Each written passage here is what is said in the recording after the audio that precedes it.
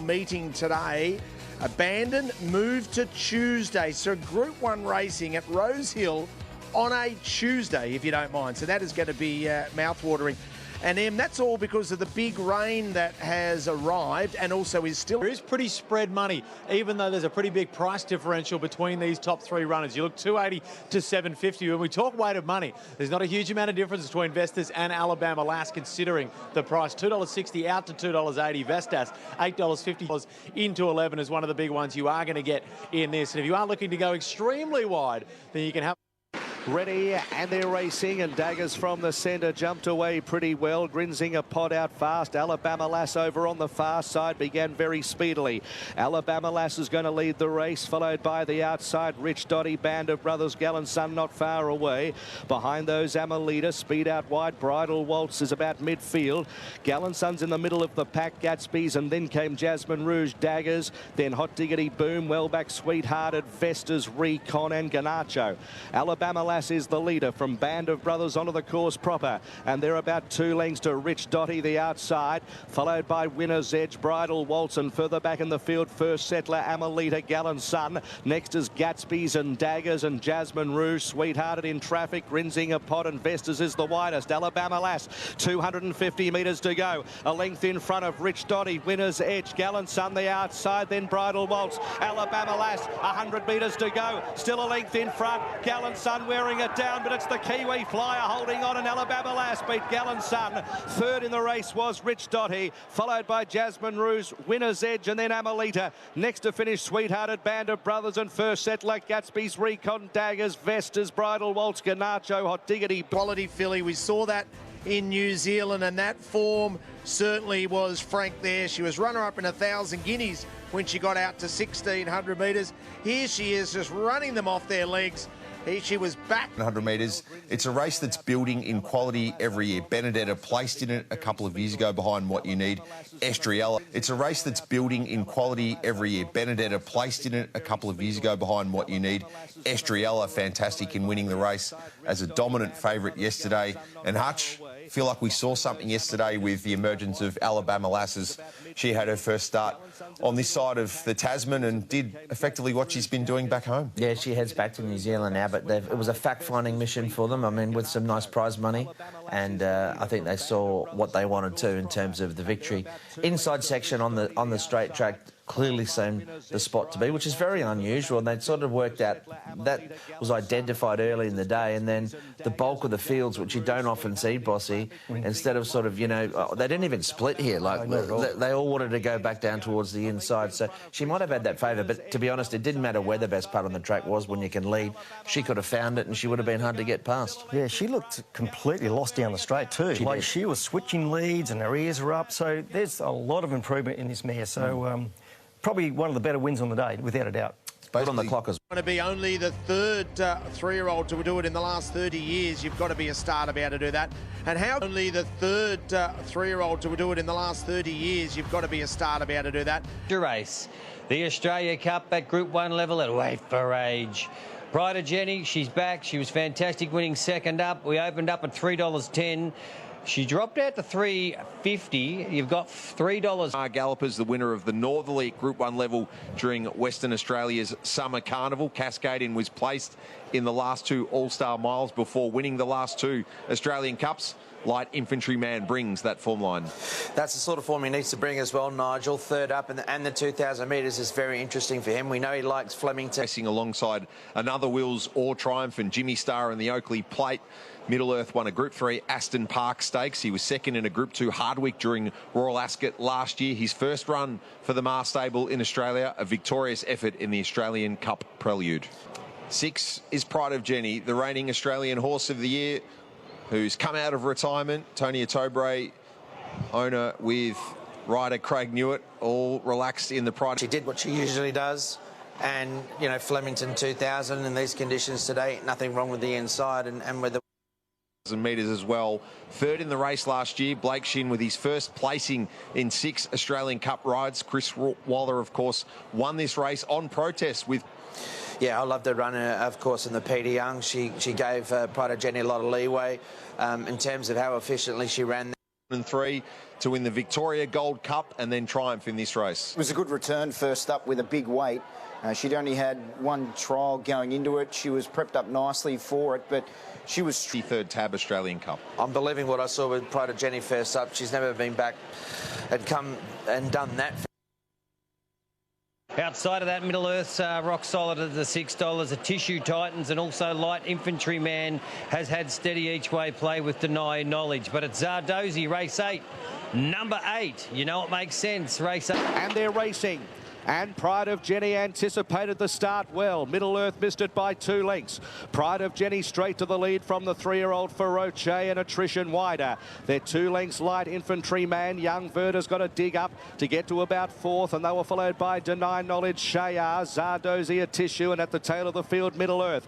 1,600 metres to go. And it's Pride of Jenny looking for her 4th Group 1, leading out by 2 lengths. Out wide working is Young Verda, followed the lead about 12. So it's Pride of Jenny, 1,200 metres to go, under her own steam at the moment, by a length and a half. To in second, Young Verta. 3rd is Attrition, and 4th is Deny Knowledge. A length and a half for Roche. Then came Light Infantryman. 2 1/4 to Shayar, Zardozi. 2 1/2 a Tissue, and Middle Earth is last of all in the Australian Cup. 900 metres to go. Pride of Jenny likes to sool it up from halfway, and today she leads by 2 lengths to Young Verta at the 800 metres, and just niggled along now by Newitt to dial it up. Then Attrition. Further back in the field is Deny Knowledge. Then came out deeper on the track, Light Infantryman starting a move for Roche. Zardozi's 5 off the front, a gap of Tissue. Middle Earth still last with Shayar. So it's Pride of Jenny. She hasn't got away from them. At the 500 metres, Deny Knowledge coming with a looping run, and also Light Infantryman is queuing up. They've got to Pride of Jenny. She looks beaten.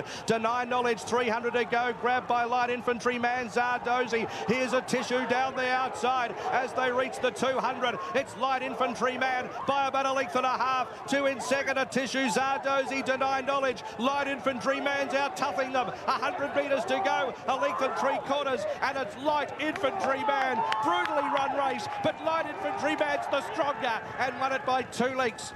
Second race over the line, Deny Knowledge. 3rd in the race was Zardozi. They were followed by a Tissue for Roche, and they were followed by Middle Earth, Young Verta. Back in the field then, Pride of Jenny, and at the tail, Attrition and a very tired Shayar. The master trainer, Kieran Martin. You've got to call him a master trainer. He wins his first Australian Cup. He had 3 runners in the race, 9, 8 and 7.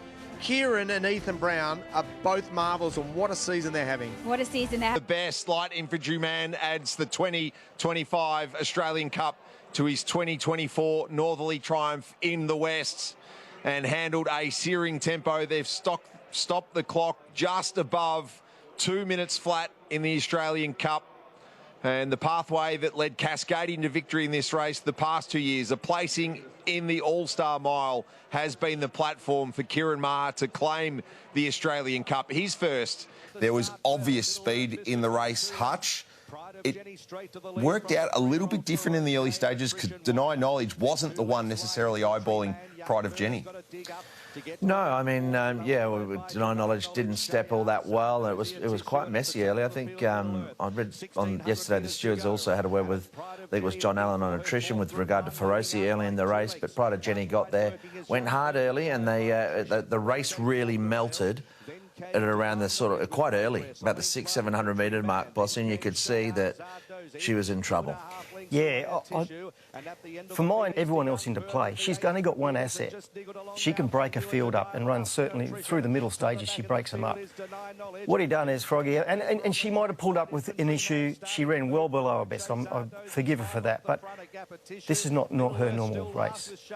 Let's take Matt Hills. Down the outside as they reach the 200. It's Light Infantryman by about a length and a half. 2 in second, a Tissue, Zardozi, Deny Knowledge. Light Infantryman's out toughing them. 100 metres to go, a length and 3/4, and it's Light Infantryman. Brutally run race, but Light Infantryman's the stronger and won it by 2 lengths. It's easy for us to overlook how good the winner was, given the CVs of the runners in behind. But let's talk about Light Infantryman's performance, remembering this is a horse who came to Australia with an enormous reputation. He started a $5 favourite in a Golden Eagle at his 6th career start. That was the I Wish I Win Fangirl version of the Golden Eagle. The format of that's turned out to be all right. He'd had 2 Group 1 placings in France, but then sort of post that, he was in the wilderness and the Mars stable were trying to figure out how to get the best out of him. Things have finally started to take shape. Yeah, I mean, it just took a while to acclimatise or Kieran to work him out, one of the two. I mean, he came with a good CV. We get a lot of the imports, they come with good CVs. Some settle in and elevate, some go the other way. I agree. And I love these drone shots as well. I mean, they were fabulous on the day, and you could see he just is probably looking for a little bit more ground and just looked to me to be grinding away. I thought Bossy Deny Knowledge was fantastic. Yep. Sort of looked beaten. We saw a Tissue, of course, roll past it with Zardozi. They probably peaked on their run. They did. But I think not so much with, obviously, Zardozi, but particularly a Tissue, that 2000 might be just at the end of her spectrum. That's as far as she goes. Yeah, Yep. but I thought Deny Knowledge was fantastic and settled in behind and ran really well. I'm with you. Middle Earth, he's a horse that really piques my interest. I've got it. There's something about this horse I really like. He's not in the noms for the Sydney Cup, but he looks like he's a 2-miler, this horse. So come the spring, he might be a horse that we're talking about. It's a pity they didn't open up the acceptances for Tuesday's Tancred, and he could have maybe been on the backup, carnival style. But I don't mind. He's got a real stayer's action, this horse. So, back to the winner. Yeah, it's interesting, but we don't have a massive amount of depth at that 2,000 metres, do we? No. Jenny? Yeah, a bit of a head scratcher. She flew the gates. I was happy the first sort of couple of furlongs, travelled well. Got to the 1,200 and I knew they were still there, so I went to just let her slide a little bit, but she was well and truly beaten at the 1,000, which is very unlike her. Hutch, but it's not fanciful to think that Light Infantryman could contest a Cox Plate and be ultra-competitive? Yeah, has to. I mean, that has to be their target now, doesn't it? That he's performed so well then. I mentioned there's not much depth. Yeah, bring it on, and I can't wait. On Zardozi, do you think she'll win a Group 1 at Open Company? No, not now. I think she's just that cog below at the moment. I'm still... Higgins, it's a listed race over 2,600 metres, but it's more than that. It's a golden ticket into the Melbourne Cup. And it's also... All have to beat Deacon. He's got a perfect record next to his name. I've seen him quite a few times and... Reflects that heavily backed in this one. The anchor of Plenty of Multis across the day. The best bet for Plenty as well, and one of our best backed of the day. $2.40 into $1.85. A really, really solid move up the pointy end. Berkshire Breeze, $6. Just holding that price. Mostly cloudy. Famous course. They're set for the Lexus Roy Higgins. Golden ticket race for the Cup, and away they go. Silent Surrender away only fairly. Garrett Chico hopped out of the machine along the inside, but is up there with the leaders, with also Spaycaster and Smoke and Romans as they run past the judge, with a lap of Famous Flemington to go. Newfoundland with the blinkers on for the first time is pushing up. So it's Smoke and Romans in front of Spaycaster and Newfoundland. Dropping in behind them is the favourite Deacon in Plenty of Air outside, who's in limited room and just wants to reef and pull a little. Inevitable Award around those horses, followed by Berkshire Breeze, and at the tail of the field is Etna Rosso. 1,200 metres to go. Now Smoke and Romans has been set alight here with the Mostly Cloudy. Mostly Cloudy's trying to cross Smoke and Romans, but Smoke and Romans is going to kick up. So the race is on early as they reach the 950. Mostly Cloudy went off the fence about a half neck Smoke and Romans, a length away Newfoundland. They were followed by Spaycaster and Deacon, who's loving all of this in 5th place, about 4 off the front. Next in the field, Inevitable Award, who's had a hard run. Behind those, Garrett Chico, Berkshire Breeze. Stockman drops away. Silent Surrender second last, and Etna Rosso's back with them. Around the corner, Mostly Cloudy went for home very early. Given a slap with the Persuader at the 500 metres. Tries to get away from Smoke and Romans, Newfoundland. Now Deacon presents to the outside, and Berkshire Breeze is tanking up too. Here come the two favourites. Mostly Cloudy, 300 metres to go from Deacon. It's got a race from Berkshire Breeze the outside. Deacon took the front at the 250. A neck in front of the grey. Berkshire Breeze still coming. It's Deacon with a fight on its hands. Berkshire Breeze a half neck away, still coming. It's Deacon refusing to give in. A long neck Berkshire Breeze. Deacon just in front and wins. Deacon's won it from Berkshire Breeze. 4 lengths away, Mostly Cloudy, followed by Garrett Chico, Newfoundland. Stockman and Silent Sorrente. On to the Melbourne. Melbourne Cup you go, Deacon boy. That was a terrific win because he was really challenged by a quality stayer in Berkshire Breeze, and he was up for the fight, Lizzie. Appropriately. Well at the back of the field. I don't know, the tempo in some of these staying races is just borderline embarrassing, really. I mean, they were going nearly 14 seconds a furlong, Bossy, down the back here. I mean, unfortunately, Blake had a bit of a yawn to myself. I said, look, it's boring. Like, they're going so slow.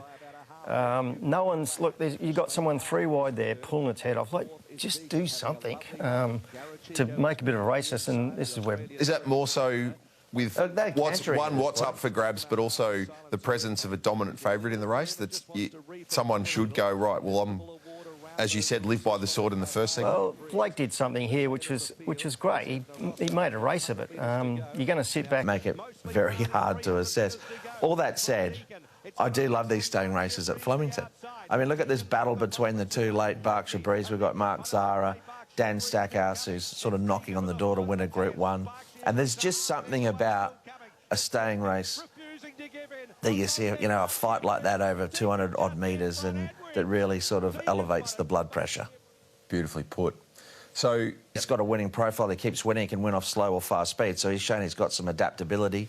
What I like about his job very well. And I'm a fan of these races, that the win in your ins as well, because puts a little extra, you know, element to yesterday's racing. You can also work backwards. You know, we've seen a 101 shot win last year. It's not out of the realms that horse can win a Melbourne Cup. Sprint Cup racing. He was about midfield away, Ka Ying Rising, but he's drilling through the centre to go and look for the lead. California Spangles on his outside. Co-partner Prance and Lucky With You in the first 4. 3 lengths to Magic Control, Helios Express, and last of all is Gorgeous Win. It's Ka Ying Rising leading, California Spangles going up, and Purton is not going to engage in a speed battle. He let California Spangle go. A length away, 3rd, Lucky With You, from co-partner Prance, and a length and a half to Magic Control. Helios Express on the rail, and Gorgeous Winners last. It's California Spangle, 600 to go, and he leads in the Sprint Cup over Ka Ying Rising. Lucky With You, co-partner Prance, Magic Control, Helios Express, and Gorgeous Win last of all. 400 metres to go, and there's a new leader. It's Ka Ying Rising. Purton shook the reins, and he left California Spangle, and he's dust. Lucky With You, 3 away second from Helios Express, but down past the 150. Ka Ying Rising is 5 in front of Lucky With You, and Helios Express, he's being eased down. Bring on the world next month. He's ready to take you on. Ka Ying Rising beat Helios Express and Lucky With You. Co-partner Prance 4th, then came Gorgeous Win, California Spangle, and Magic Control has run last. And the world wants to be worried. 1 and 1, Ka Ying Rising. Firm agreement goes in, they're locked and loaded, and we're ready to run. In the Tulloch Stakes, over 2,000 metres, they're set to go. Racing now, and pocketing left well, so did Tembry Wells. Moving forward out wide, Hard Point into a prominent position. Now towards the inside, Automaro on the white jacket is pushing through. Formats out very deep. We still haven't got an established leader, and War Ribbon's right behind them as well. So Tembry Wells takes the front in the early stages of the race. Hard, then King of Thunder, Deal and Dash, and Firm Agreement is 5 lengths behind the second last horse. So Hard Point worked in the early stages. So did Format, 2 lengths away second. Tembry Wells third, a couple off to Pocketing. Then came Automaro, 2 lengths clear from War Ribbon. Then came Black Babylon, one of 2 maidens in the field. A length and a half to the favourite Confetti Guard, and then Golden Century. Perfect Justice, Deal and Dash, King of Thunder, and Firm Agreement. A lot of the fancied runners are well back in the field, and they're inside the 650 now. Hard Point 2 in front. Format, the wheels are spinning, and now Tembry Wells is starting to zoom up on the inside, giving chase to the leader. A length and a half to Pocketing. Then came Automaro, being shoved along and is picking up the bridle, and a gap to the rest as they turn. Hard Point in front, but Tembry Wells claiming it now. Then came Automaro, and Pocketing's coming down the middle. Several lengths away to Confetti Guard, and then came Black Babylon. Golden Century laying in badly under pressure, and King of Thunder coming right down the outside. So Pocketing the widest. Pocketing hits the lead. 3 lengths away, King of Thunder is starting to hit top gear. Pocketing in front. Firm Agreement's whizzing home on the rail. rails. Firm Agreement going to Pocketing. They hit it. Maybe Pocketing a nose to Firm Agreement and a head away on the outside. King of Thunder. Black Babylon, the maiden made up stacks of ground. Then came Autumn from Confetti Garden. Golden Century was Pocketing getting to the front, coming to the middle of the track. And then Tyler Schiller coming right up the inside on Firm Agreement with a fast finishing run. And we had King of Thunder flashing on the outside. So stand by. Pocketing had the nose down on the line, and I think we'll get it. Yes, Pocketing just from Firm Agreement, King of Thunder. Judges' placings are 8, 1, 4 and 15. 8, 1, 4 and 15, the judges' place. The fillies and mares ready for the emancipation. Set now. Gates are back. They're off. Private Legacy a little bit tardy out, and Lazura jump well. Curvalon showing a bit of toe on the inside, and the import Sakti's racing forward. Over racing too, Sakti really wants the front. Osbred Flirt moves up on the outside going to second. And Mrs. Morell's out very wide going forward, 3 wide. The favourite Lazura Park's just behind them in a bit of a clump with Curvalon right there on the inside running rail. And Honey Girl is out wide. Further back then to Scarlet Oak. She looks to be caught wide. Further back then on the inside to Private Legacy at this point. 2 lengths to Pool Protudinous from Lekvart. And Harlem Queen is back last of all. Mrs. Morell takes the lead now. Mrs. Morell out by a length and a half to Osbred Flirt. They're followed then by Sakti. Looks to have switched off a little bit better now. Honey Girl strides up the outside. Then Lazura. Scarlet Oak deeper out from Curvalon. Then Snow in May. In advance of Pool Protudinous, Private Legacy. Lekvart and Harlem Queen revved up last of all. About 6 off the lead, turning for home. Mrs. Morell just in front of Osbred Flirt. Honey Girl the outside. Lazura's in restricted room behind them. Needs to change path. Further back to Sakti going up the fence. Lazura's been shut out there. Curvalon taking a rouse run. Meantime, Lekvart's down the outside and Harlem Queen gives chase. Lekvart races to the front. A length and a half clear. Harlem Queen goes to second. Lazura's out now. It's Lekvart in front of Lazura's powering home, but Lekvart just got in. Lekvart ahead on the line too. Lazura, the best of the good things beaten. Harlem Queen third, then Snow in May, Private Legacy, Curvalon the inside, then Sakti. Curvalon the inside, then Sakti. Honey Girl, Pool Protudinous, Scarlet Oak, Osbred Flirt, and Mrs. Morell. And when she got the clear running, she's really whizzed home. Harlem Queen's come from last down the outside and will run third. Lekvart gets the honours today. Second up, Joe Pride and Josh Parr, 21.50 and 4.90 from Lazura. Lazura 120, Harlem Queen a return of 260. Curvalon will finish in 4th on the rails and Snow in May winding up in 5th. So for first 4 players, Curvalon the inside in 4th, followed in by Snow in May and then as well. But poor Lazura was on the back of Osbred Flirt, had Honey Girl sticking on the inside, then Lazura went to go back to the inside. And when the run finally opened up, the bird had flown. Short head the margin, 1 3/4 back to third. Time is 1:31.49, 36.16, wrapping it up on the Emancipation Stakes. Important race for Chawolf, heading to the Queen Elizabeth. Darren Flindell with the call. Nice there. Neville Selwood Stakes. Chawolf $1.50, bouncing around in the gates. They're off. He jumped out quite well, Chawolf. Palmetto won the start just fine there. Chawolf there. And Gear Up prominently placed on the rails. Boisdejant's out very, very wide early. From Zarakim in the middle of the ruck. Then he's a shocker to Ristic. Further back to Al Gold Hope and Madatsu settles last of all. Just fine taken to the front by Clark. Chawolf punching the breeze second early and Palmetto gets right up behind the leader. Now Boisdejant pressing forward on the outside and is looking to get outside the lead now. Of all at about 8 or 9 off the leader. At the halfway mark now 1,000 out. Just fine in front by a length and a half Boisdejant. Then Palmetto getting a nice run on the inside. Zarakim out wide. Chawolf a handy 5th. So he's only about 2.5 off the leader. Then came Touristic from Gear Up. Al Gold Hope, the mare, back on the fence from He's a Shocker. And Madatsu ridden Stone Cold last of all. Just fine, 7.50 to go. A length in front to Boisdejant. Then came Zarakim. Palmetto being reined up in 4th on the rails. Chawolf wedged between runners. Then Touristic from Gear Up. He's a Shocker. Al Gold Hope taking towards the inside. Into the straight now. Just fine in front from Boisdejant. And now Chad Schofield pops the question to to the hot favourite, Cheowolf, going after the leaders. Palmetto in restricted room. Our Gold Hope running up nicely behind them.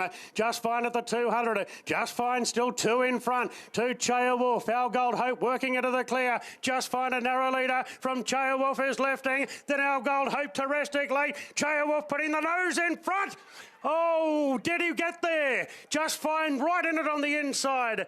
Just Fine, Cheowolf, Our Gold Hope whizzing home. Touristic just missing out the outside. Palmetto. This is very close, very deceptive. 3 horses hitting the line locked together, and you'll notice the noses are out of sync here. Well out of sync. Just Fine in the red colours. Here's Cheowolf, the long odds-on favourite. Schofield wheeling the whip, coming out after Just Fine, and here's the grey Our Gold Hope. There's another one there as well, which is Touristic. Maybe not.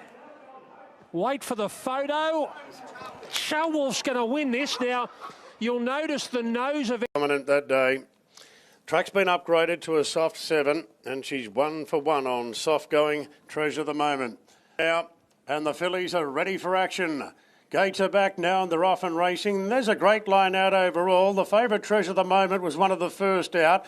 Real Class there with Canny Quinn on the fence. Now Whiteout Powers of Opal being sent forward.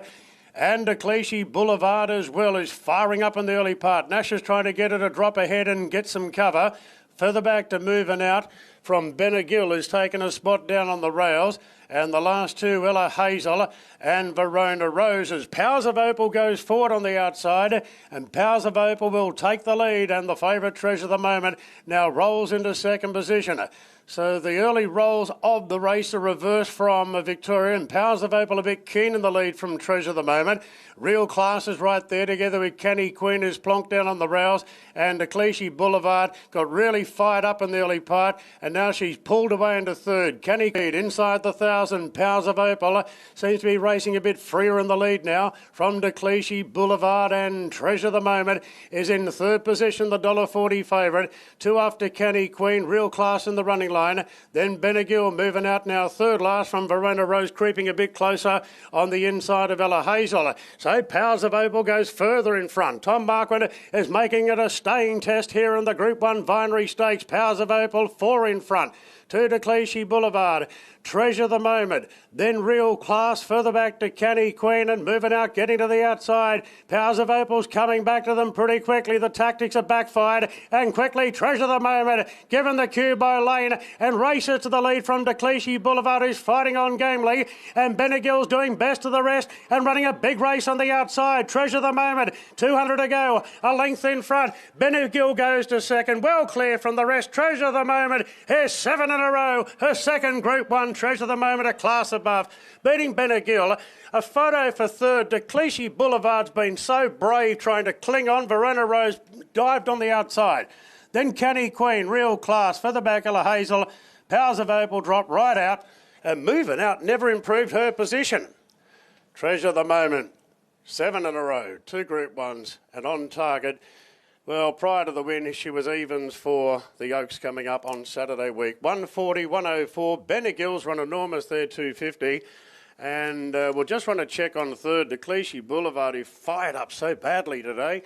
But she's still in a photo. Verona Rose, who's giving away a good start, turning for home. And she's really eating up the ground late, Verona Rose. Stand by for third. The 5's held on, Decleasy Boulevard. So the numbers are 1, 6, 5 and 7. 1, 6, 5 and 7 after the Vinery Stud Stakes. There's 7 in a row. Damien Lane put her in the perfect position, trained at Mornington by Matt Laurie, and the Oaks is there for her taking. But Benegill will certainly have plenty of admirers. Yeah, she's the dream horse. Look, she'll learn a lot today. I think she got a little bit lost. She sort of didn't have that trail, you know, they spread out enough, and she was just sort of sitting out on a limb with nothing really there to follow. Looked a little bit lost, but then when she got into it, she was really good late. So she's only going to be better for the experience, and it's great to win another Group 1 and great to win a Group 1 for Yulong. Yeah, sure. She did leave to Barry's well. She was straight in her Sydney lead, and yeah, the race worked out well. She didn't love the heavy ground, but because she's so honest, she just kept on keeping on. Yeah, she just took a little bit of the finish away because of the track. Yeah, just probably that little bit tempo before the corner, and then just the heavy ground. She didn't quicken as well as what she normally would, but she's just, yeah, like I said, she's so honest. I think she'll handle whatever you throw in front of her, but she definitely is going to excel back on firmer ground. Kia Tancred Stakes, 2,400 metres ahead of them, and Asterix is the last to go in. So 11 to run, they're locked-loaded, and we're ready to go. Dubai Honour and Vauban basically joint favourites here at the death. They're off and racing now, and a great line out. Land Legend being taken back, Asterix being taken back. Now Duke de Sessa jumped well off the inside, so did Dubai Honour. Arapaho handy together with Circle of Fire, and River of Stars has got pretty fired up here today. She's rolling forward up on the outside, going to the post the first time, and River of Stars is coming across. Duke de Sessa holds the front. River of Stars working, getting in advance of Circle of Fire, is looking to ease in behind the leaders. They're followed by Dubai Honour, and Arapaho caught 3 wide early. Vauban midfield back on the fence. They're followed. Duke de Sessa holds the front going down the back. Out by 3/4. Arapaho looking for his second win in the race.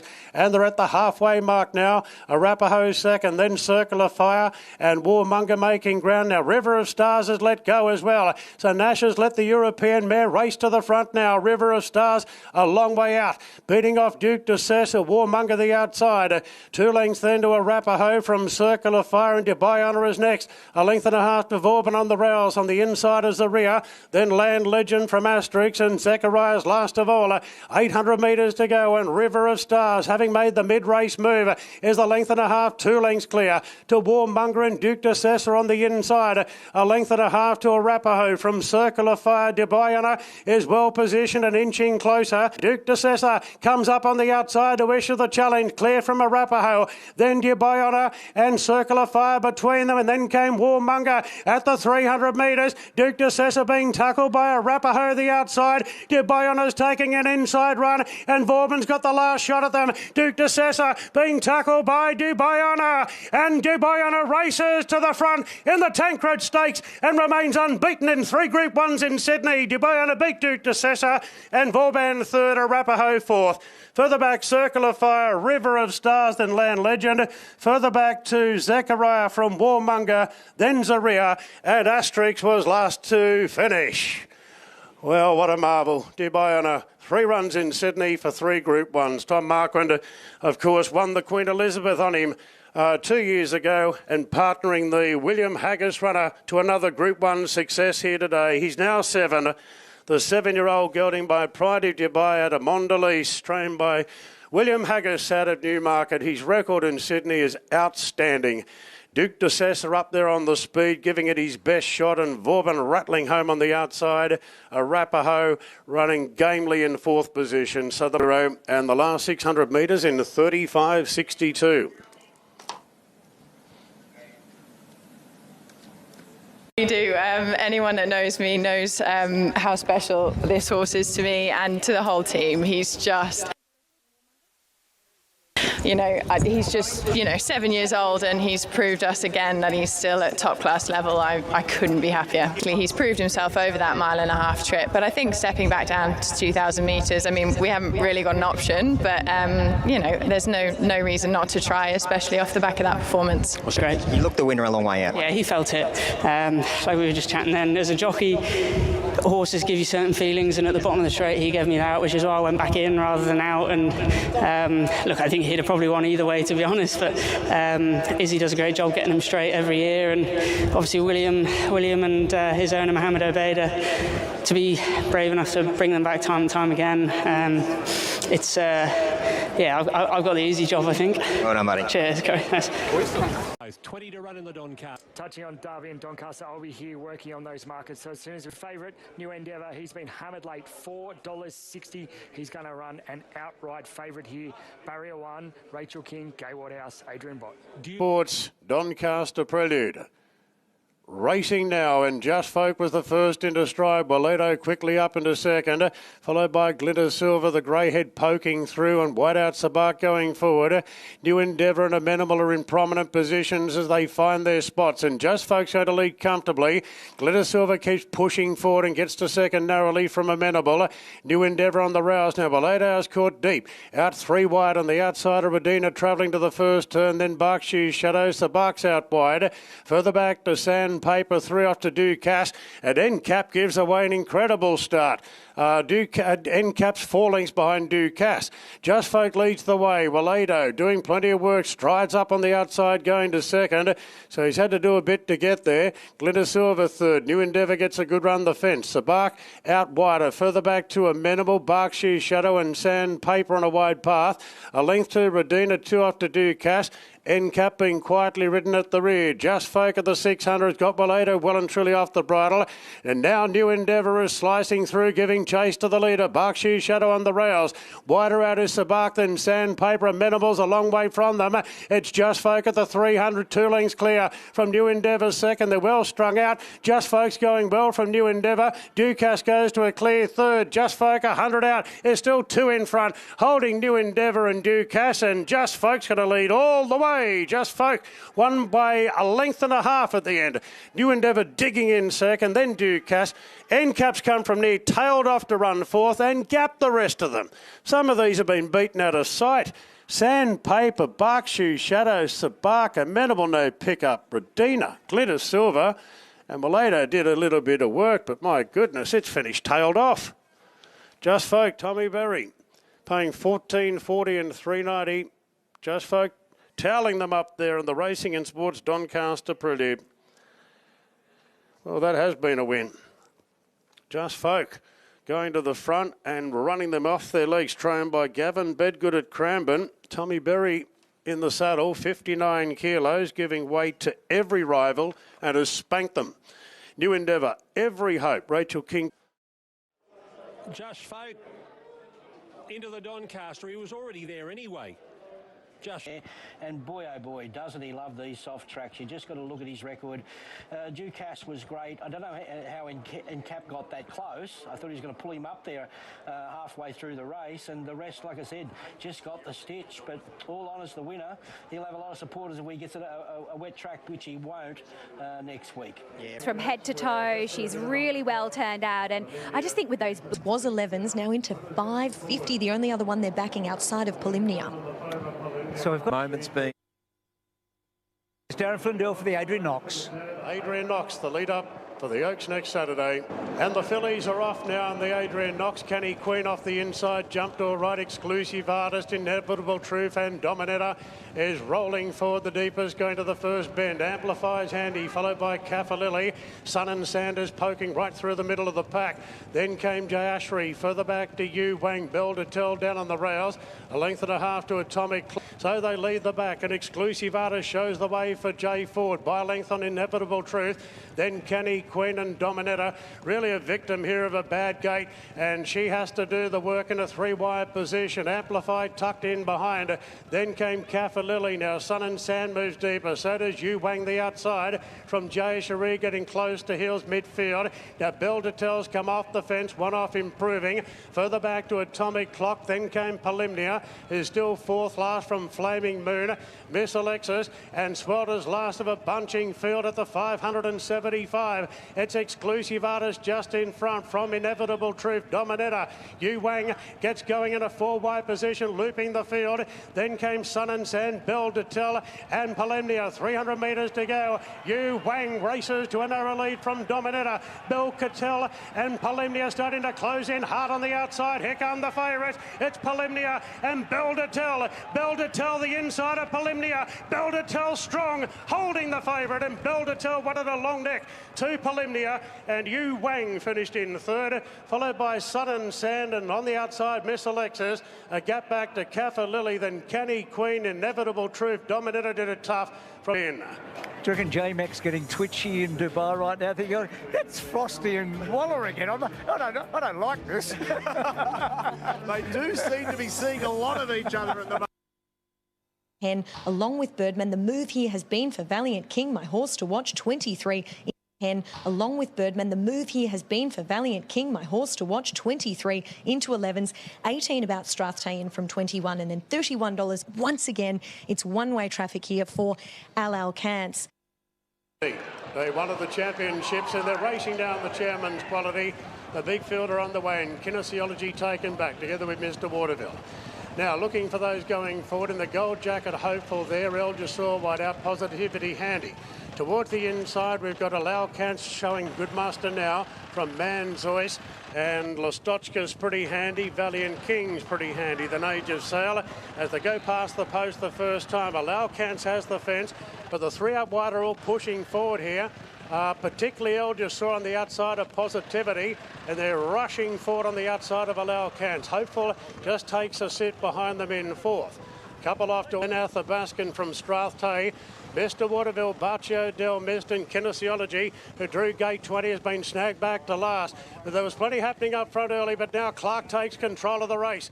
At the 1,400 metres, the favourite in front of Allow Kantz. She weathered the early storm and leads by 2 going down the back. From El Jasor, Valiant King in the white cap is racing into third position at this point, followed by Hopeful. Then came Positivity, and they're followed further back then by Desert Hero, who's starting to inch a little bit closer. So Ryan Moore wants Desert Hero on the firing line. He doesn't want the mare to get too far in front. 1,000 to go. Allow Kantz 2.5 clear from El Jasor, followed by Valiant King. Hopeful. Desert Hero wedged between runners in fifth. 2 further back then to Positivity. Age of Sail on the fence, followed by La Spirit Dealer. 2 off then to El Jasor, fulfilled out wide from Francesco Guardi, True Marvel. Then came Manzois, Athabaskan well back, Birdman on the rails. Further back then to Waltham from Strathtyre. They really quicken things up at the 600 metres, and Clark lets the mare roll. Allow Kantz, and she's got plenty struggling coming around the turn. It's Allow Kantz 3 lengths clear. In second position, Valiant King now, followed by Hopeful on the rails. Then came Age of Sail from Birdman.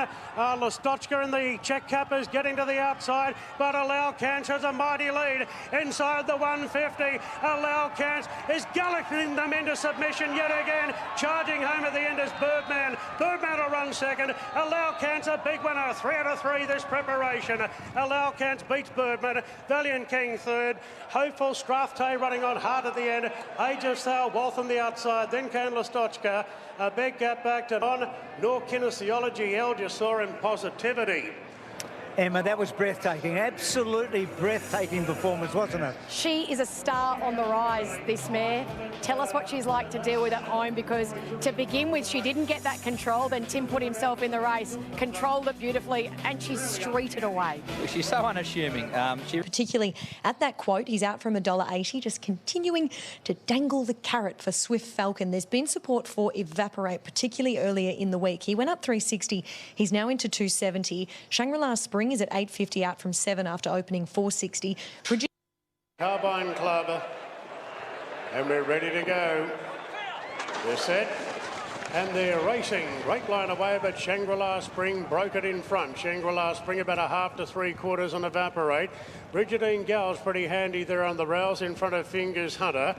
They're followed then by Segura Rock, just being eased back from Depth of Character. Favourite settles second last with Falcon, and 2 lengths away to St. Emilion. So Shangri-La Spring rolls to the front of the 1,200 metres.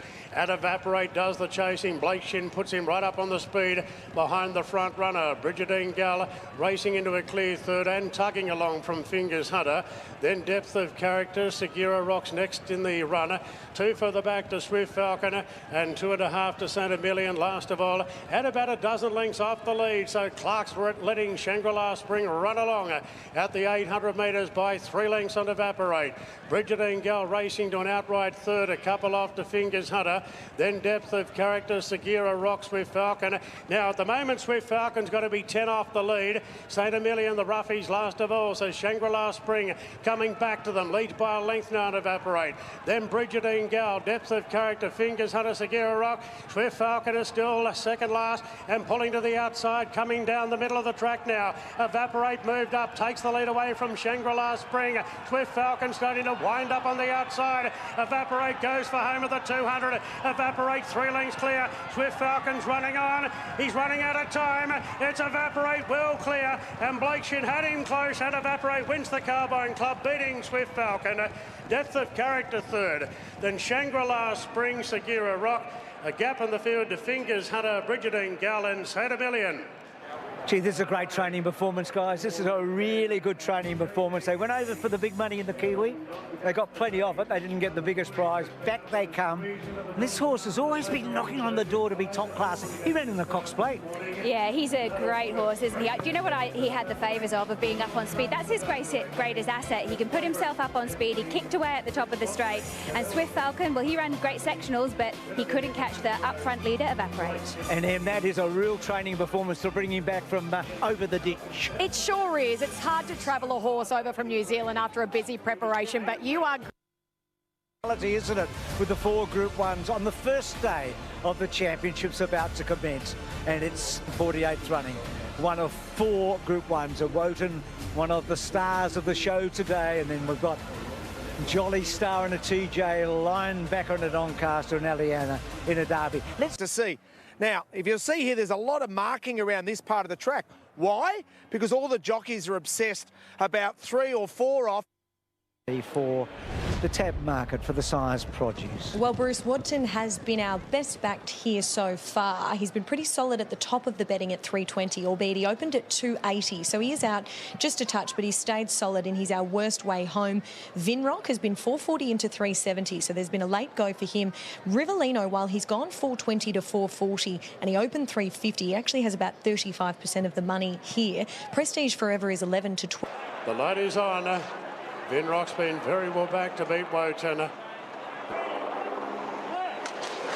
Takes her back now, and they're off and racing. A terrific line out. Belazane showing tremendous speed, and the filly is going to zip for the front.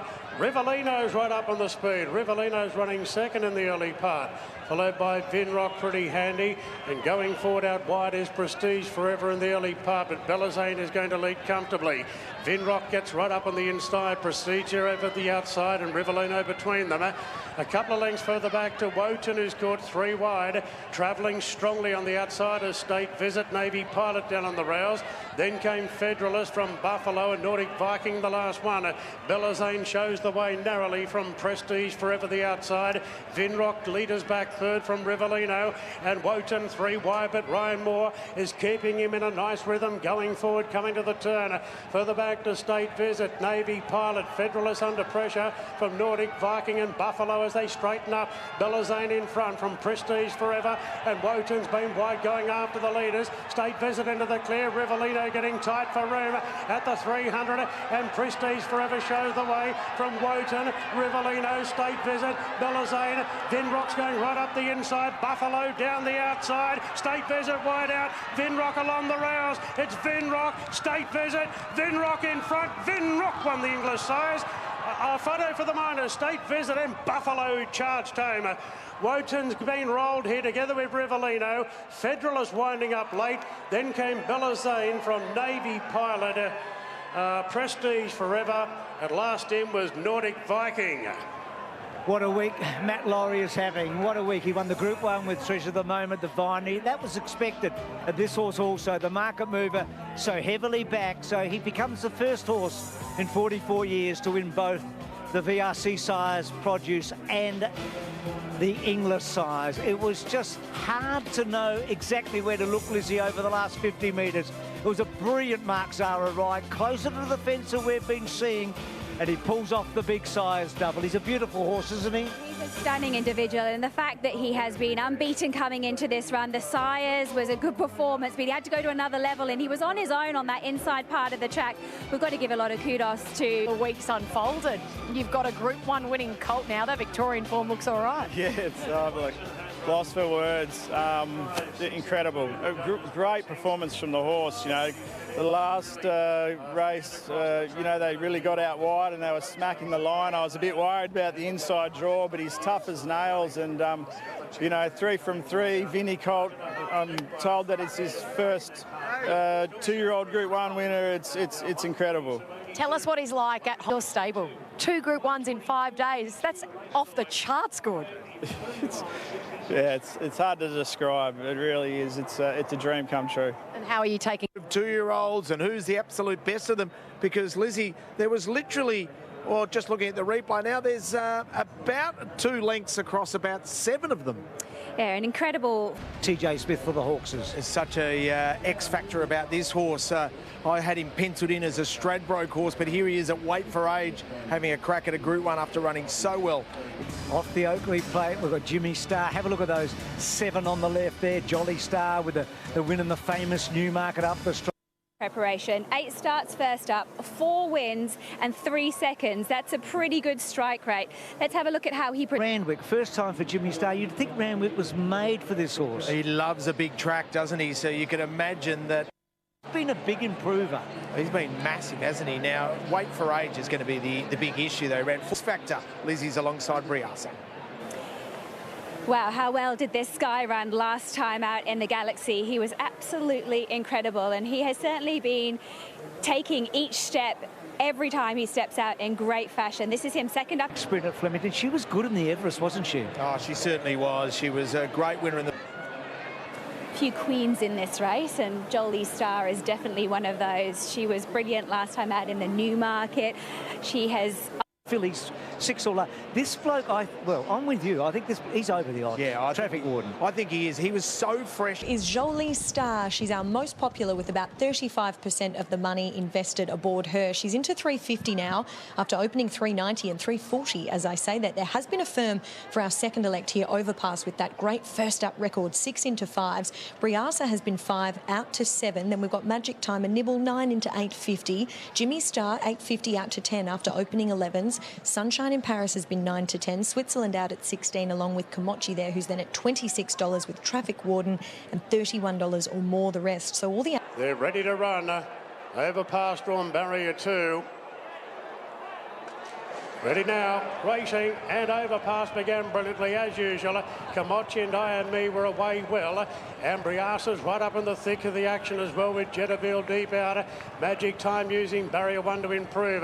Then came Switzerland further back in the race to Jolie Star in the second half of the field, with Sunshine in Paris. Headball as well back from She's an A-lister. Traffic Warden.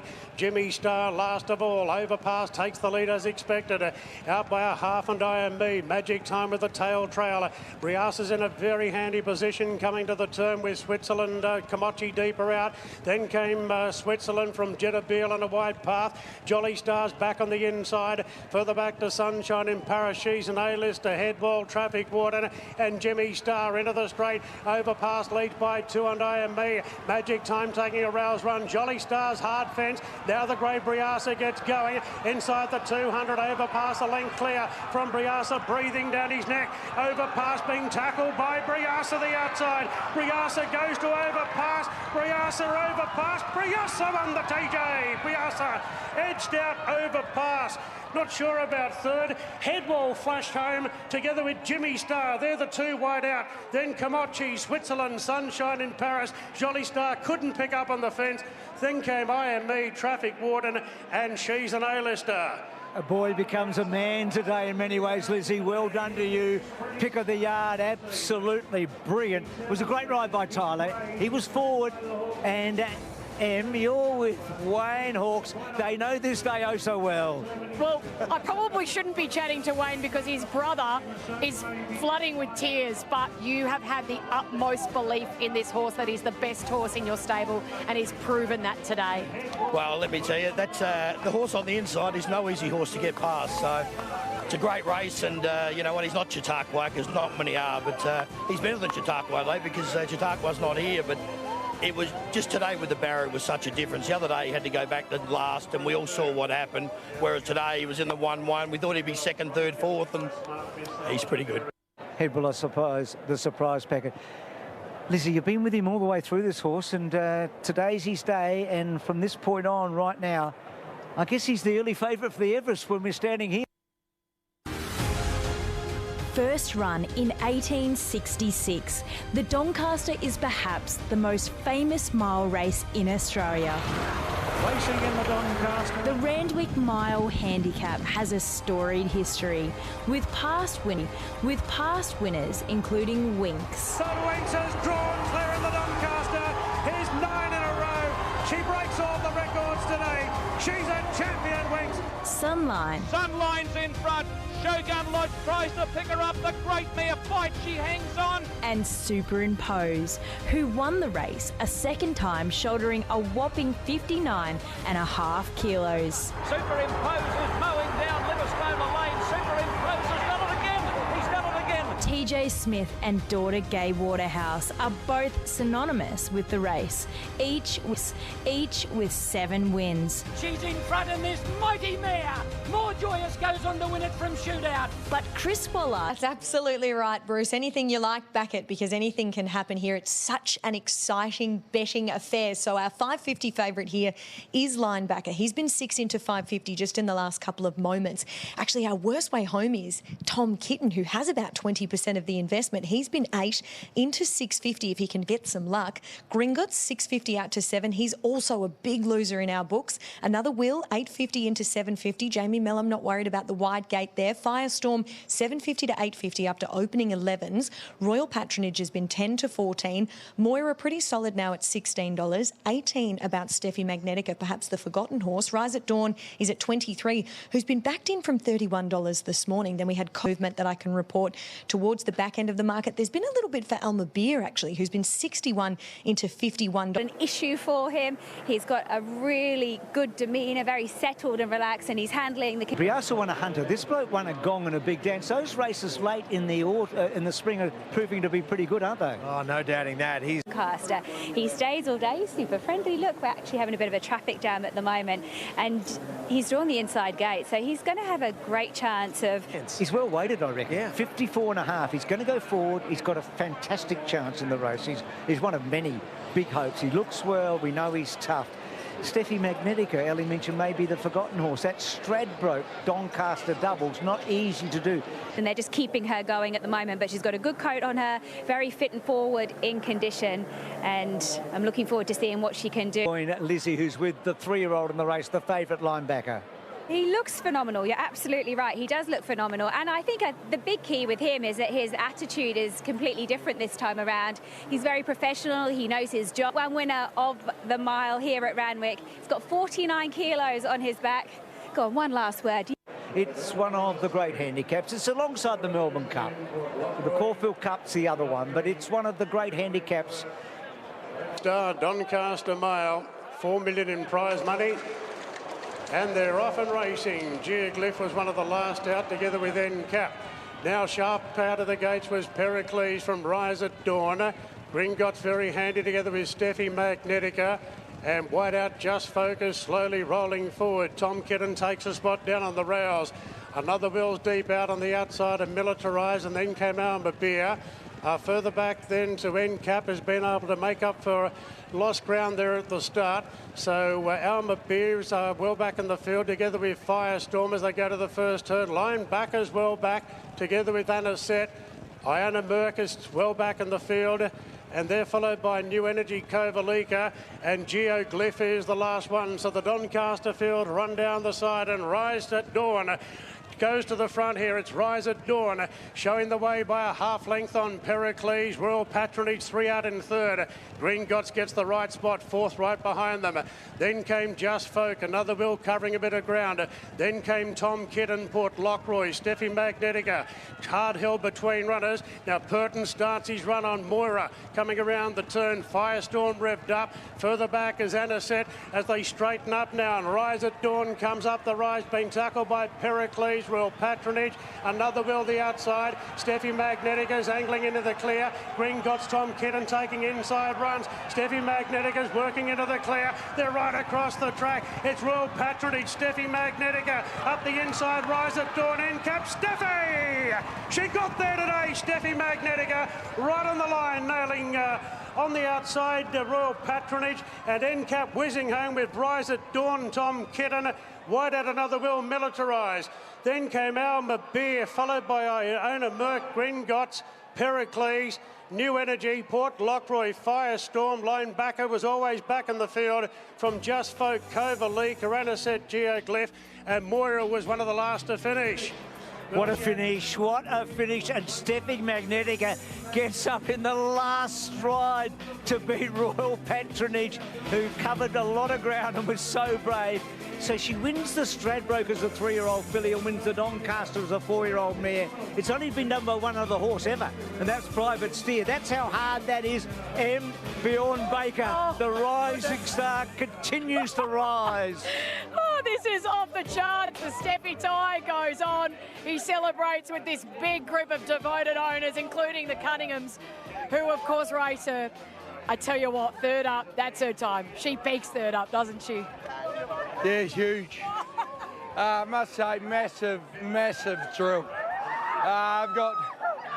Next to her name, a Doncaster and a Stradbroke, two of the great Australian races. She's very valuable. The Cunningham family, and she's worth a fortune. It's very bad at this time of year. It means a lot. Oh, I'm so happy for you, mate. Congratulations. Holy hell, shit, I've just won. I was just, I don't know, I was just trying to get her comfortable. She over-raced for most of that race, so I went a very slow tempo, but I was in the right spot, and her turn of foot was electric, yeah. She's the most amazing mare. For 3-year-olds has been won by champions of all eras, including Farlap, Tulloch and Kingston Town, who in 1980 provided TJ Smith with a record 9th derby. Kingston Town racing away from Mr. Independent. Fellow Cox Plate legends Dulcify, Bone Crusher and Octagonal also left their mark on the race. Kiwi Murray Baker has won the race 5 times, including with Star Colt, It's a Done Deal in 2013.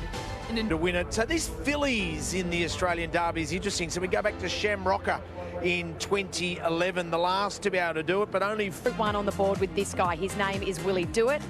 He is the winner of the New Zealand Derby, and he's looking to do... He's quite an athletic-looking horse, so he's got a really good turn of speed over these longer trips, and I think that's going to pose... And looks to be outclassed, and now we get to the favourite. So let's see what Lizzie thinks of Aliana. I thought she looked a little bit rough in condition last time out in the Rosehill Guineas, but I reckon today this is a better parade from her. Her coat has definitely improved. You can see it gives me a really good guide that she can run up to expectations. Oh, that's a good tip. She is all the rage. She's into 240 now, and with almost 50% of the money invested on her. Between herself and Willie Dewitt, they have 75% of the hold here. He's got about 25%. So Aliana, who went up 360, is obviously our 240 outright favourite. Willie Dewitt has just eased today, $3.80 to $5, but is still our second best backed, 12 to 15, 23 for Firm Agreement, 34 for the Doctor of Love, and pocketing on the backup as well. And the filly, Aliana favourite, they're off and racing. She hopped out well. Plymouth handled the start quite nicely as well. Being sent forward there sits a pass. And Willie Dewitt not too far away. A Mustang Morgan is striding forward on the outside. So there's a few having a bite for the lead. And it's Plymouth pressing on with Mustang Morgan the outside. King of Thunder holding a prominent role together with Aliana. And just caught a little bit deep. Sits a pass 3 wide in the early part. Willie Dewitt gets onto his back. They're followed then by Autumn Moreau in the middle of the ruck with Shanwar down up by 3/4 to Mustang Morgan. King of Thunder a lot closer today. So's Aliana, and Sitsa passes on a wide path. They're followed by Shanwar down on the rails. Now Willie Dewitt's wider out, but looks to have a bit of cover there, Willie. Up on the outside of Autumn Moreau. Further back then to Firm Agreement, Golden Century. The Doctor of Love out 3 wide, but right on the back of Willie. Further back in the race to Burn and Win. Then came pocketing from Confetti Garden. Well back Gold Rush Guru, Kasuki, Flying Ogetto, and Imperialist is last of all about 16 off the lead. So it's Plymouth at the 1,000, a half in front to Mustang Morgan. Then came King of Thunder, very well positioned on the inside of Aliana.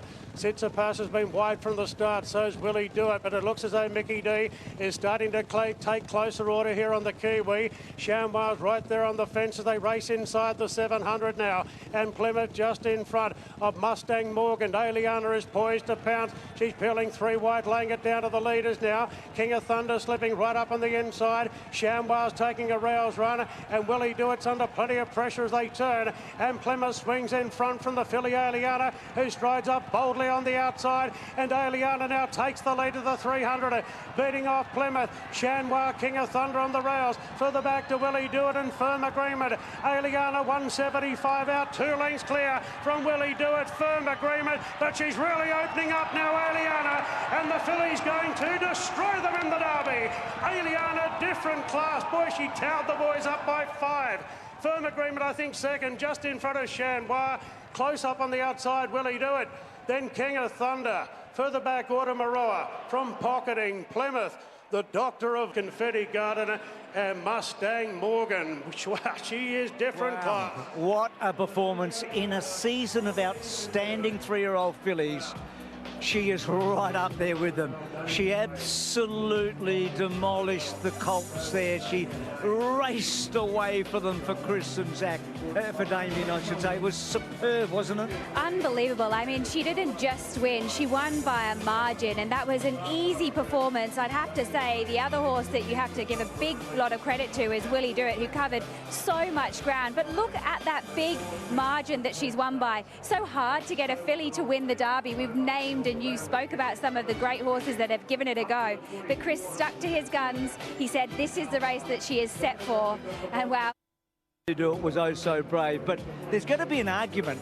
There's going to be an argument which is the best 3-year-old filly, staying filly, particularly if Treasure of the Moment does what we think she'll do next week. Well, what do you think at this point in time? I want another week to think about it, but that's the performance of the year from a 3-year-old staying filly. And we've still got one more to go. So 7 Group 1s for Damien. His previous best in the season was 5, so he's going further and further away from that. He's up to 39 Group 1s, and Chris gets to 16 Group 1s for the season, 2 shy of his all-time record of 18.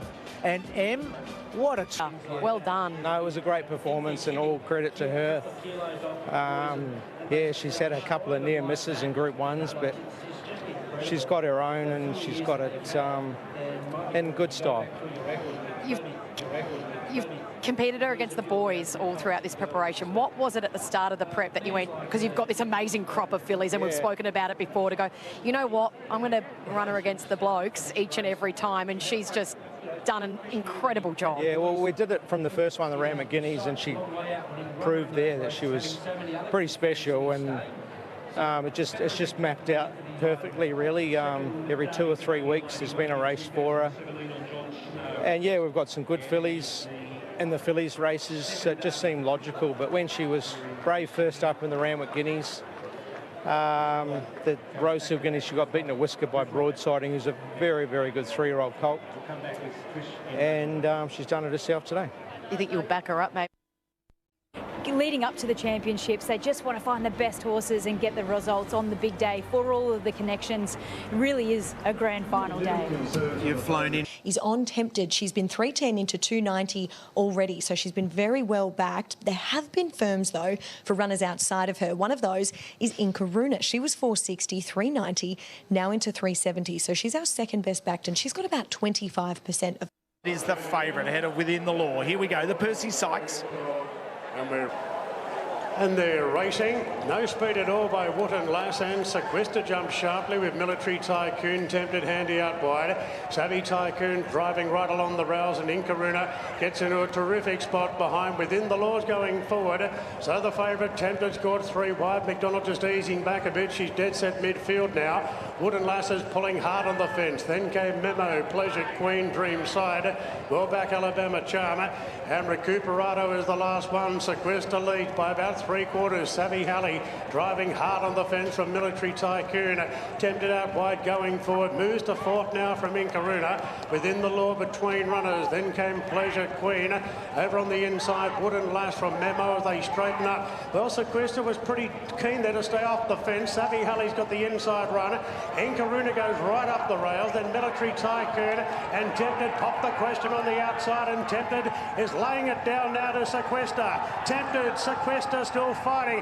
Inkaruna's coming along the rails, but Tempted now ups the ante, draws away Tempted, and that's a nice win in the Percy Sykes. The Miners, Savvy Halley, I think, a nose in front of Within the Law, and Sequester 4th. Followed by Inkaruna, who got its chance. Further back, Pleasure Queen, then Military Tycoon. Military Oh, she's a terrific filly, Tempted. We saw her unlucky 7th in a Blue Diamond, came up and won the Riesling, went into the Golden Slipper. Any sort of luck, she would have gone close to winning the Slipper. She was 3rd there. And Katie, she's covered ground here and still been too good for them. Yeah, incredible training performance from James Cummings, of course. She's had such a big prep. The fact that she was going to need to do it the hard way, particularly carrying the penalty as a Group 2 winner.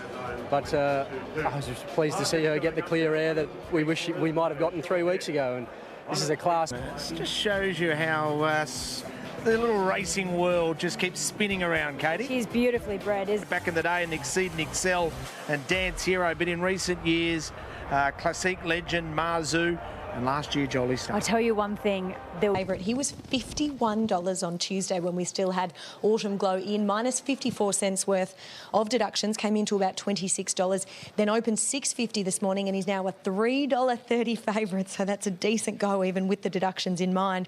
Private Life has been an easer, Drifter on the second line, $3.10 to $4.60. Enriched a little speckle, $5.50, now into $4.80, just as I say that, to pop down to that setter. So obviously a really decent deduction of 54 cents with Autumn Glow coming out, but this is still a big go.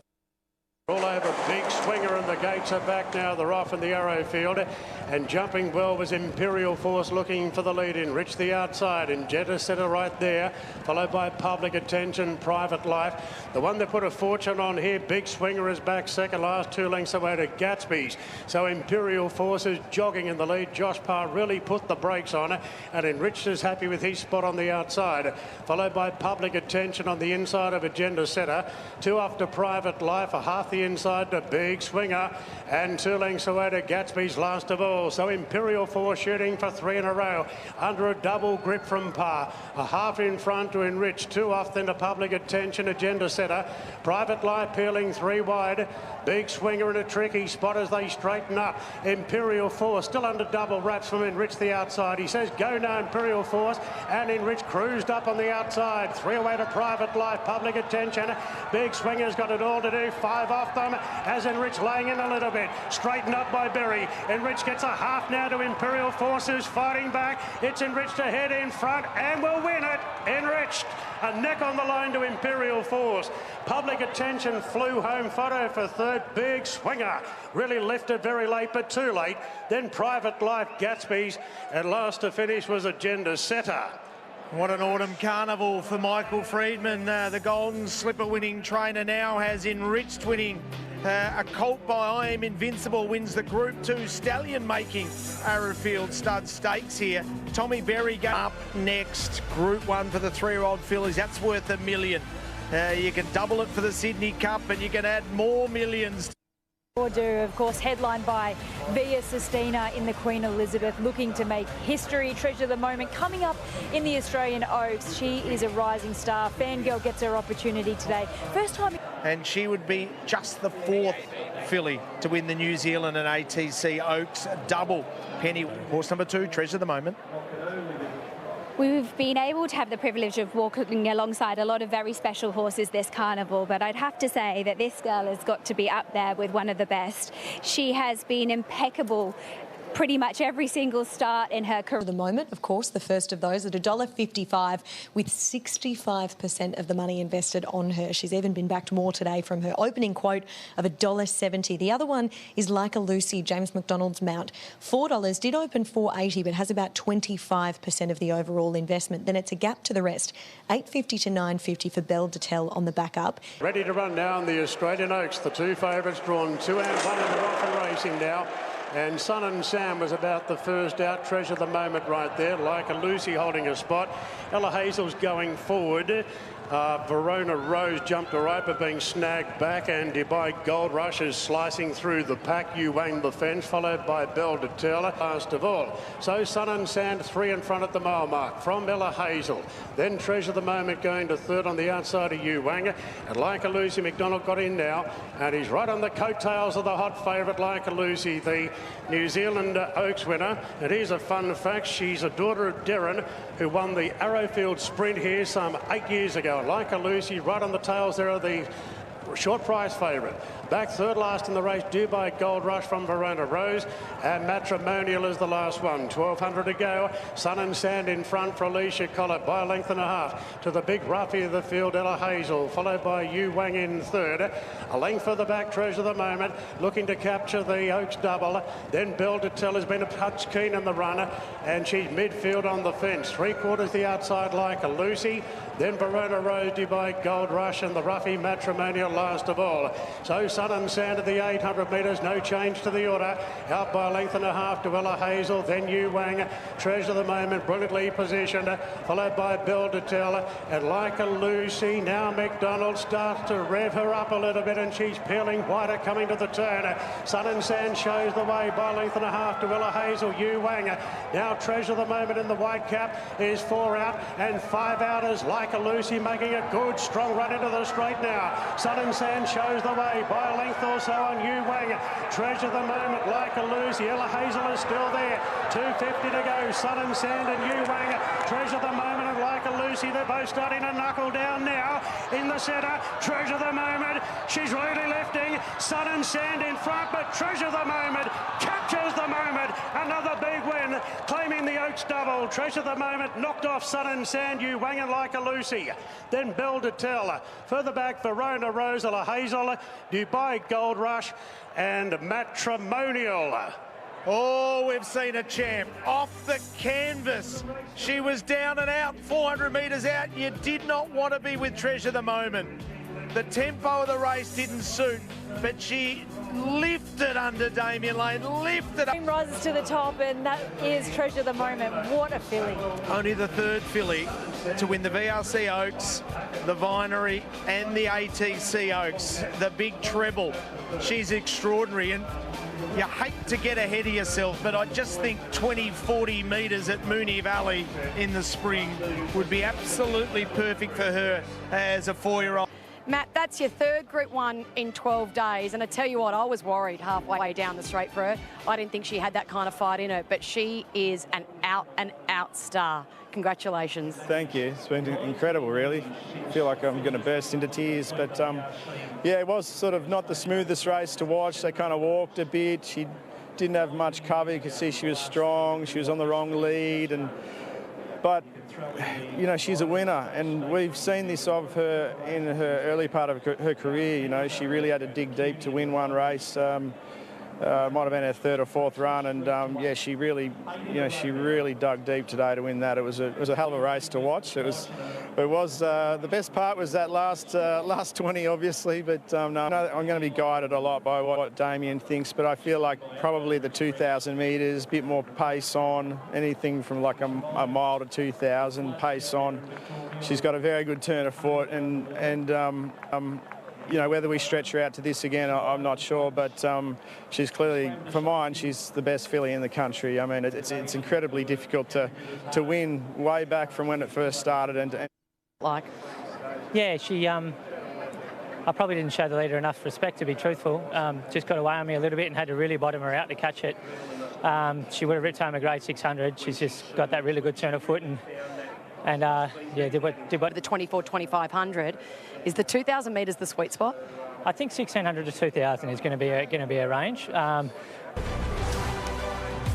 Sydney Cup, 160 years of history and tradition, some brilliant winners. You know that, Richo. LL Cants is our easing favourite here. So just out to $3 now, does have about 25% of the money invested here, but there's been firms for runners outside of her. So Zardozi has been the firm here with about 20% of the investment, 7 into 650, and Duke de Sessa, who we just saw on screen, was 11s, 750 now into a $7 chance, and that money continues to build late here in some smart bets.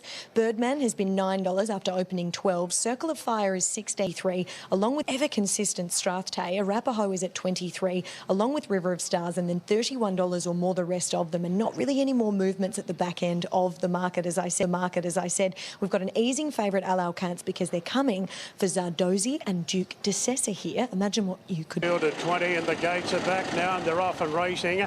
In the gold jacket, Hopeful jump well. Arapahoe's right there. Warmunga going forward and Alcance as well. Circle of Fire's in the action out wide and Duke de Sessa's going right up the inside. And in the early stages, Duke's going to hold the lot of them out. From Arapahoe, Alcance goes to third, 3 up. Warmunga 4 out. Followed by River of Stars poking through in the black cap on the outside of Hopeful. Circle of Fire's deeper out. Then Athabaskan in the middle of the pack there with the white cap, mostly cloud at the outside. Athabaskan 2 further back to Zardozi, who's tugging along on the fence from mostly cloudy the outside. They're followed further back by Zarir on the inside of Garachico. A gap of about 2 lengths into Francesco Guardi as they head to the back. Further back then to Cleveland, to Janus, inching a little bit closer from Listotska, Age of Sail. Waltham and Strathday are the last 2, so they're really strung out down the back. And Alcance in control by a length on River of Stars. Duke de Sessa in a very handy third right behind the favourite. Circle of Fire, last year's winner, gets the 1 out 1 back trail now. Followed by Hopeful, then came Warmunga, further back to Bourbon on the inside of Arapahoe, 2 after Zardozi on the inside of Athabaskan, as the race back to where they all started from, 900 metres to go. Back in the field is the rear from mostly cloudy Francesco Guardi, Granchico, to Janus under the pump out wide, then Cleveland, Listotska, Age of Sail, Waltham and Strathday last about 20 off the lead. Athabaskan give it a bit more rain by Clark now at the 600 metres. She's a length in front from River of Stars, who've been revved up to give chase, then Circle of Fire. Duke de Sessa slipping right along the rails from Athabaskan.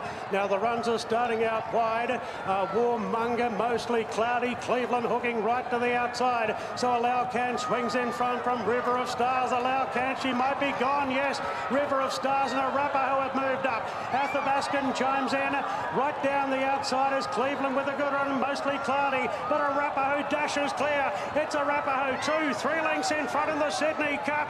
Oh, Arapahoe. Well, second crack at the Sydney Cup, and today's the day. Arapahoe, a big winner. Waltham at big odds got up to run second. River of Stars third, then mostly cloudy Athabaskan. Further back to Garachico. Bourbon, Circle of Fires, Zardozi's the rear. Cleveland, Strathday running on with some headway from Warmunga. Duke de Sessa dropped out. So did Alcance. Further back to Hopeful, to Janus, Listotska, Age of Sail, and Francesco Guardi was last in.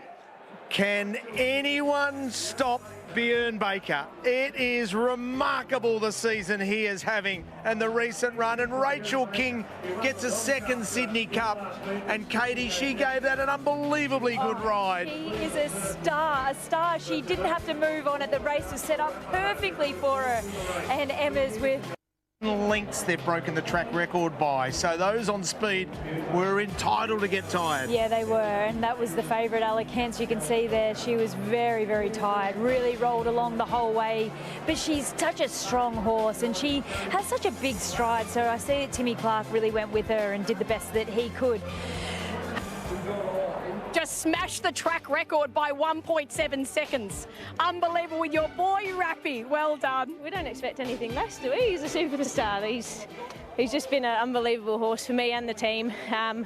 He just keeps getting better. You know, he came back from having, you know, nearly a sort of 12 months hardly racing because he was sick and everything just kept going wrong for the poor horse. And credit to Bjorn and his team. They've been so patient, and the owners, and just nursed him back, and he's rewarded them. Talk us through when you kicked Cliff. He just, like I said, he travelled so well. I was able to cuddle him to the top of the rise, and I know he's got a good turn of foot for a stayer. He's proven that before, and he got a really economical run today. He did absolutely no work, so I was confident he was going to give a good kick, but probably even I didn't expect him to run out 32 quite that well. Stakes double. Since prior to Jenny stunned us 12 months ago. Rare air. Yeah, it is. Have a look at that. Richo, Animo, and of course the mighty Winx. 7 Group 1s. If she can do it today, she'll equal the immortal in Winx. It's just incredible, isn't it? So Winx, since they've brought Group 1s in, she has been the one that everyone's measured against, and Via Sistina gets an opportunity to go up and eyeball Winks with 7 Group 1s in a season, and not... One thing's for sure, this guy loves Australia. Why wouldn't you love Australia, especially with his impeccable record here? Trained by the master, William Haggis, ridden by Tom Mark. Group 2 winner in Japan, ran awfully close to winning a Group 1 in the Breeders' Cup. Yeah, he should have won that too. He was unlucky. Is alongside him, and wow, he looks absolutely incredible. 5 is Tom Kitten, a 2-time Group 1 winner. James Cummings trying to put his name on an honour roll that includes his dad once and his grandfather 3 times. Malum takes the ride. Vauban, well, he does get hot. That's just him. But he is having such a good preparation. Yeah, he's trialled up really nice. He ran super first up into the preparation, and look how fresh and full of himself he is as he's wandering around. And I think structurally she's just got the biggest stride length on her, the way she wanders around. You can see she's quite a big mare, but it's also the way that she walks with that big long stride of hers, and she uses that off. Looks as good as she has done all the way through this prep. She won 8 career Group 1s, 7 of them in Australia and 6 of them this season. Yulong Halley, they've won collectively 25 Group 1s. And we've got a star, though, on top of the market. We certainly do. She's also tab lay of the day, and it's not deterring the punters with 60% of the money invested here on the favourite. We're taking her on. She's $1.90 out to $2.10. Dubai Honour on the second line is also easing 6 to $7.50. There's been a push here for Rusham Park, who opened 15s, was 11 this morning, now a $9 chance. 14 into $13 for Chaya Wolf. We've got then Buckaroo 13 as well. Tom Kitten is a $15 chance. In from $17, Light Infantryman at 17s, 23 about Vauban just out of touch, and Deny Knowledge heads the rest of them. So they're locked and loaded. The favourite drawn, Barrier 1 via Sistina. Stand by. Off here on the Queen Elizabeth Stakes. Faulkner Park jumped well with Tom Kitten, Lindemann and Geoglyph pretty handy. Now, Deny Knowledge is a few lengths off the lead. Wider outline Infantryman and Via Sistina about midfield. Dubai bursting through the pack, improving together with Vauban. Rosham Park's back but in a wide position from Middle Earth, and Chaya Wolf's been snagged back to last. Lindemann got to the front and is going to hand up now. Deny Knowledge, it's her duty to lead them up, the Yulong mare, and Deny Knowledge strides to the front by 2 lengths on Light Infantryman. Lindemann was happy to take the sit in third, 2 lengths away to Geoglyph, a lot handier in the run. On the inside of Tom Kitten, 2 lengths further back to Dubai, who's just shading Buckaroo and Via Sistina, almost in the second half of the field there in the white cap. The Japanese stallion Rusham Park, the outside, and the red cap, followed then by Faulkner Park, Middle Earth, Vauban second last, and 2 lengths away to Chaya Wolf, about a dozen lengths off the lead. So Deny Knowledge keeps the gallop good in the lead, out by 2.5 on Light Infantryman. Then Lindemann in a very handy third, 2 to Tom Kitten, who's just tugging along at this point. Geoglyph there on the fence from Dubai on a camp right behind them. Further back to Buckaroo, Via Sistina on the fence, Rusham Park on a 3-wide path as they come up to the 600 metres now. And Deny Knowledge the front runner, but Lindemann comes off the fence, and Nash is going to challenge a long way out. It's Deny Knowledge being joined by Lindemann coming around the turn, who takes the lead. Then Tom Kitten, Dubai is winding up on the outside from Light Infantryman, and now Via Sistina. She's looking for the runs behind them. She'll have to go back to the inside. Lindemann takes the lead to the 200, but here comes Via Sistina. She's slicing through the pack. Dubai and Chaya Wolf down the outside, but Via Sistina takes the lead inside the 100. She's drawn clear from Dubai and Tom Kitten, and Via Sistina equals the record of the Great Winks with 7 Group 1s in a season. What an emphatic victory there in the Queen Elizabeth, beating Dubai and Tom Kitten. Then Lindemann, Rosham Park led on the scene from Chaya Wolf, then Middle Earth, a gap further back to Faulkner Park from Buckaroo, Light Infantryman, Vauban, Deny Knowledge dropping out, and Geoglyph was last in. Champions make things happen, and a champion is James McDonald, because he got shuffled back to near last and did not panic. He could have played the percentages and tried to get out wide, but he didn't. He knew what was underneath him. He took a deep breath, he let the girl gather up, and he burst through a gap. It was brilliant riding.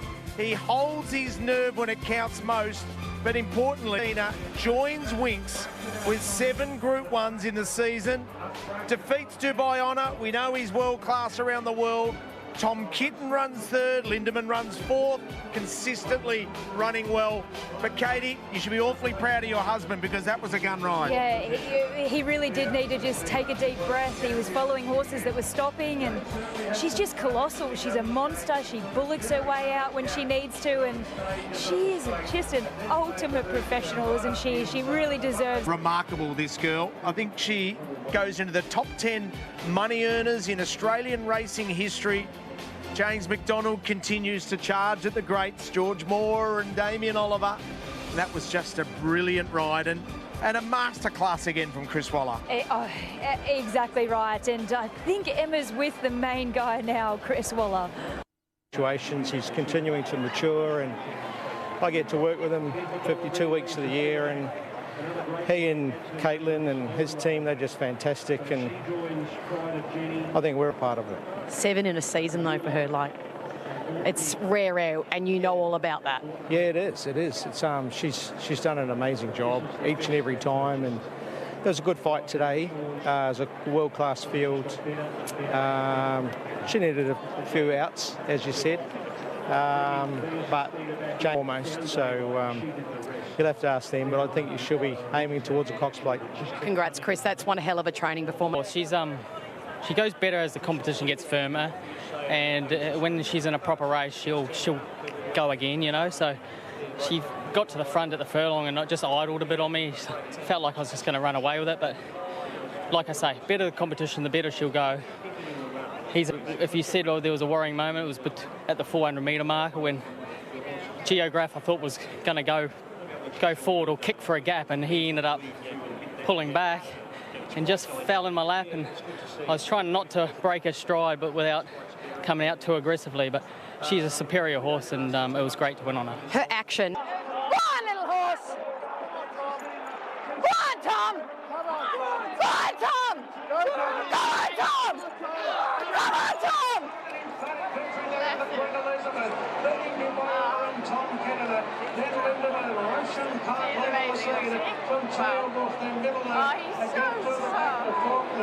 So brave. Go little horse, and then go Tom, and then, oh, she's good. This acceleration, here she is. We pick up the action. She's gone back to third last, but then the gap opens. Whooshka. Yeah, she goes so quickly when she's asked. She can sit and sprint, and for a big horse, it's hard to do. As James said, it's like driving a bus, but I think she's like driving a Ferrari. She's If that's incredible. the bus, by gee, you'd get to Melbourne to Sydney real quick.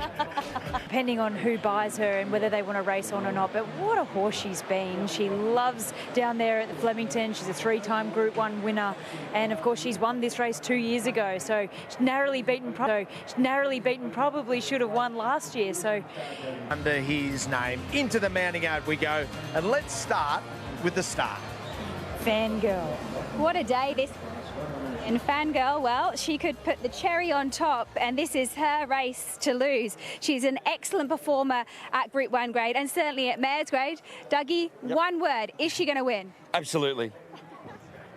Magnetica might have other ideas, the Doncaster winner. Well, she is flying as she's on the quick backup. It doesn't look like it's hurt her. You, Richo. Well, it's been a tricky day for Tab, and there are so many multis now rolling into Fangirl here. She has 70% of the money invested, so they've had to roll her all the way into $1.60. And as I said, the multi-liability is as big as it gets. So they'll be hoping that man, James McDonald, can get beaten. He didn't do so in the last, though. $1.95 into $1.60, $6.50 out from 5 for Steffi Magnetica on the second line. Atishu is at 10s, Lazura also at 10s, Amelia's Jewel 13 to 50. $51 about Curvolante, 71 Lekvart, My Girl Algold Hope 40.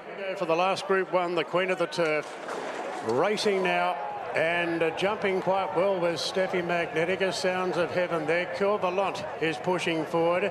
Now Lazura's being sent forward out wide. Curvolant takes hold. Steffi parks behind them. Steffi Magnetica. Then came Amelia's Jewel. They're followed then by Tissue down at the rails from another Prophet who's caught a little bit deep. They're followed by Our Gold Hope. Now Fangirl settles second last and 2 lengths away to Lekvard at the rear of the field. Grinzinger Bell speeds across, takes the lead now in the hands of Declan Bates and Lazura. There'll be no hard luck stories today. Lazura's up running a clear second. Quickster gets up the fence third. Sounds of Heaven Park 1 out 1 back. Then Steffi Magnetica a touch keen on the inside of Coup of a Lot. They're followed by Another Profit in the middle. Amelia's Jewel of Tissue down on the rails. From Our Gold Hope, the hot favourite Fangirl second last. Lekvard about 9 off the lead last of all. Grinzinger Bell in front by a length and a half. To Lazura, then Quick Star from Sounds of Heaven.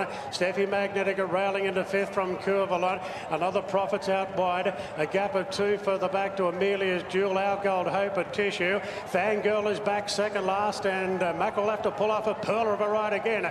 Into the straight, Grinzinger Bell shows the way by length on Lazura. Quick Star. Fangirl and a Tissue going right up the inside. It's Lazura in front, 200 metres to go. Fangirl is roping her in. A Tissue as well, and Steffi Magnetica is late on the scene on the outside, but Fangirl takes the lead. Fangirl from a Tissue, Steffi Magnetica. Fangirl takes out the Queen of the Turf, beating a Tissue and Steffi Magnetica.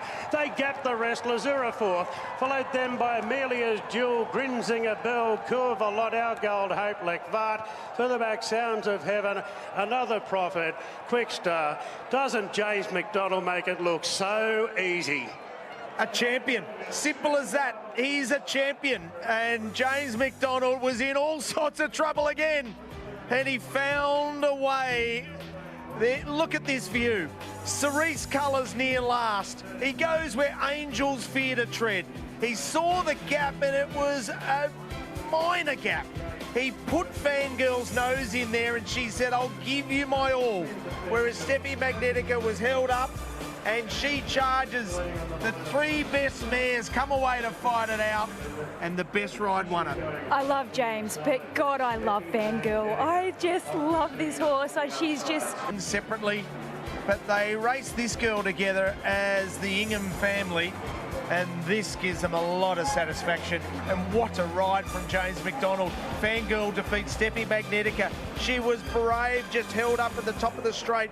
A Tissue runs third. If that's the end, well done, young lady. And Lazura is a 3-year-old filly for Deb Capetis' family that might just be the heir apparent. She's one to follow into the future. A superstar. Well, they all are, aren't they, Richo? I mean, Chris and Jane, we usually see her looping the field, but she had to duck and weave today. She didn't mind doing that either. She's, if not better, doing that. She just doesn't get that chance very often because she's always so short on the market, so you're always trying to give her the best possible run. But I wanted to ride her like a bit of an outsider today, back, and just snake through them. But and then she's the right horse to do it on. She's so good.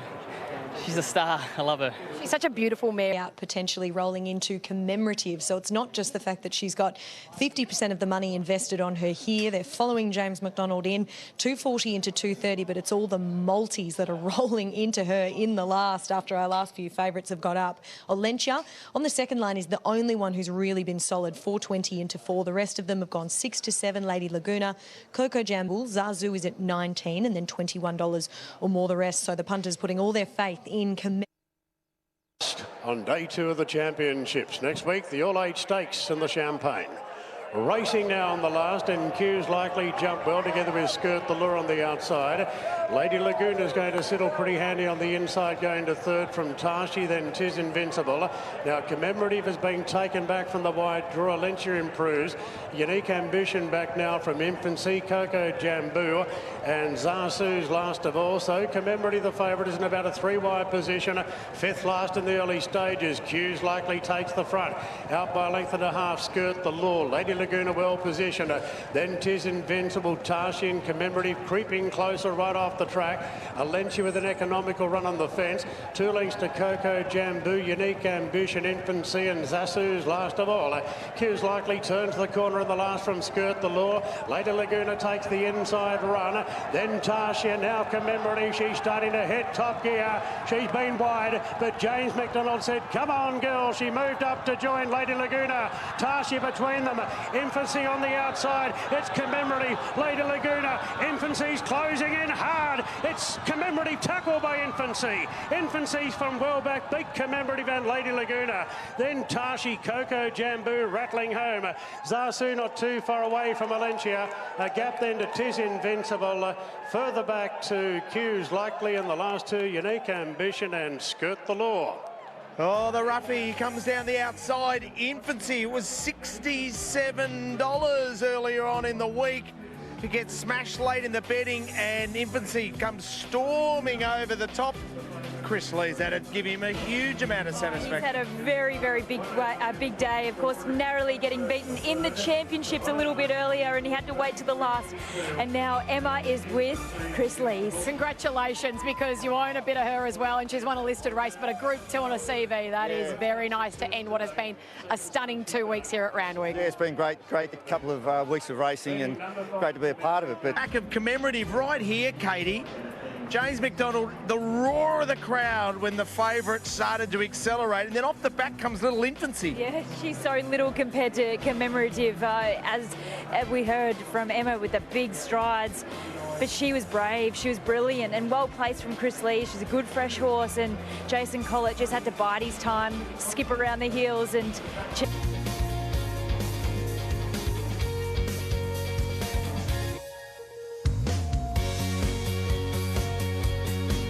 and racing.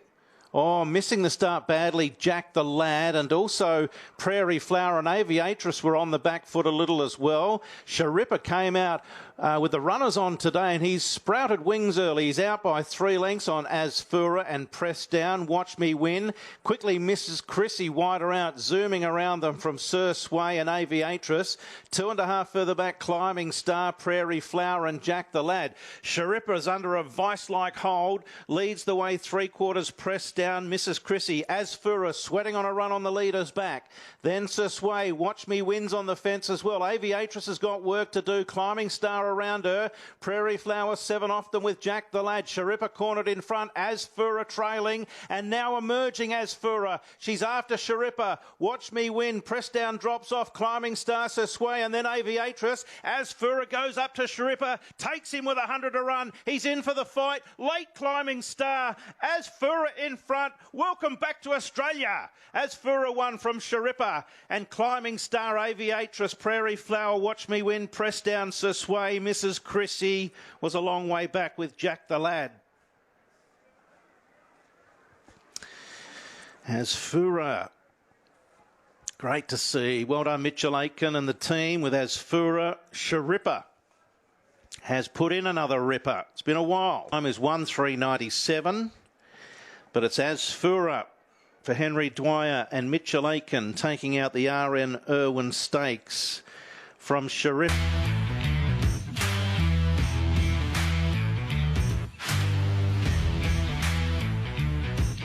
For the Frank Packer Plate. Well, Richo, my favourite time of the day, it's Tab Lay of the day, and we're taking on Swift Falcon here, albeit not deterring the punters with 80% of the money invested here on our even money favourite. He is our lay of the day, just out from $1.85. Firm agreement is at... Ready to run here in the Frank Packer Plate in the Rough and Racing. San Gabriel hopped out well off the inside. Swift Falcon together with Shangri-La Spring, Sagira Rock, and Firm Agreement's a lot handier than usual as well. There's 5 at them early. Tenbury Wells is normally up there, but he sits back on the outside of Miss Alexis. And Plymouth with the white cap drawn the outside has been snagged back to last. Shangri-La Spring rolls forward now, over racing a bit, but Shangri-La Spring 2 in front, and Swift Falcon's up running second.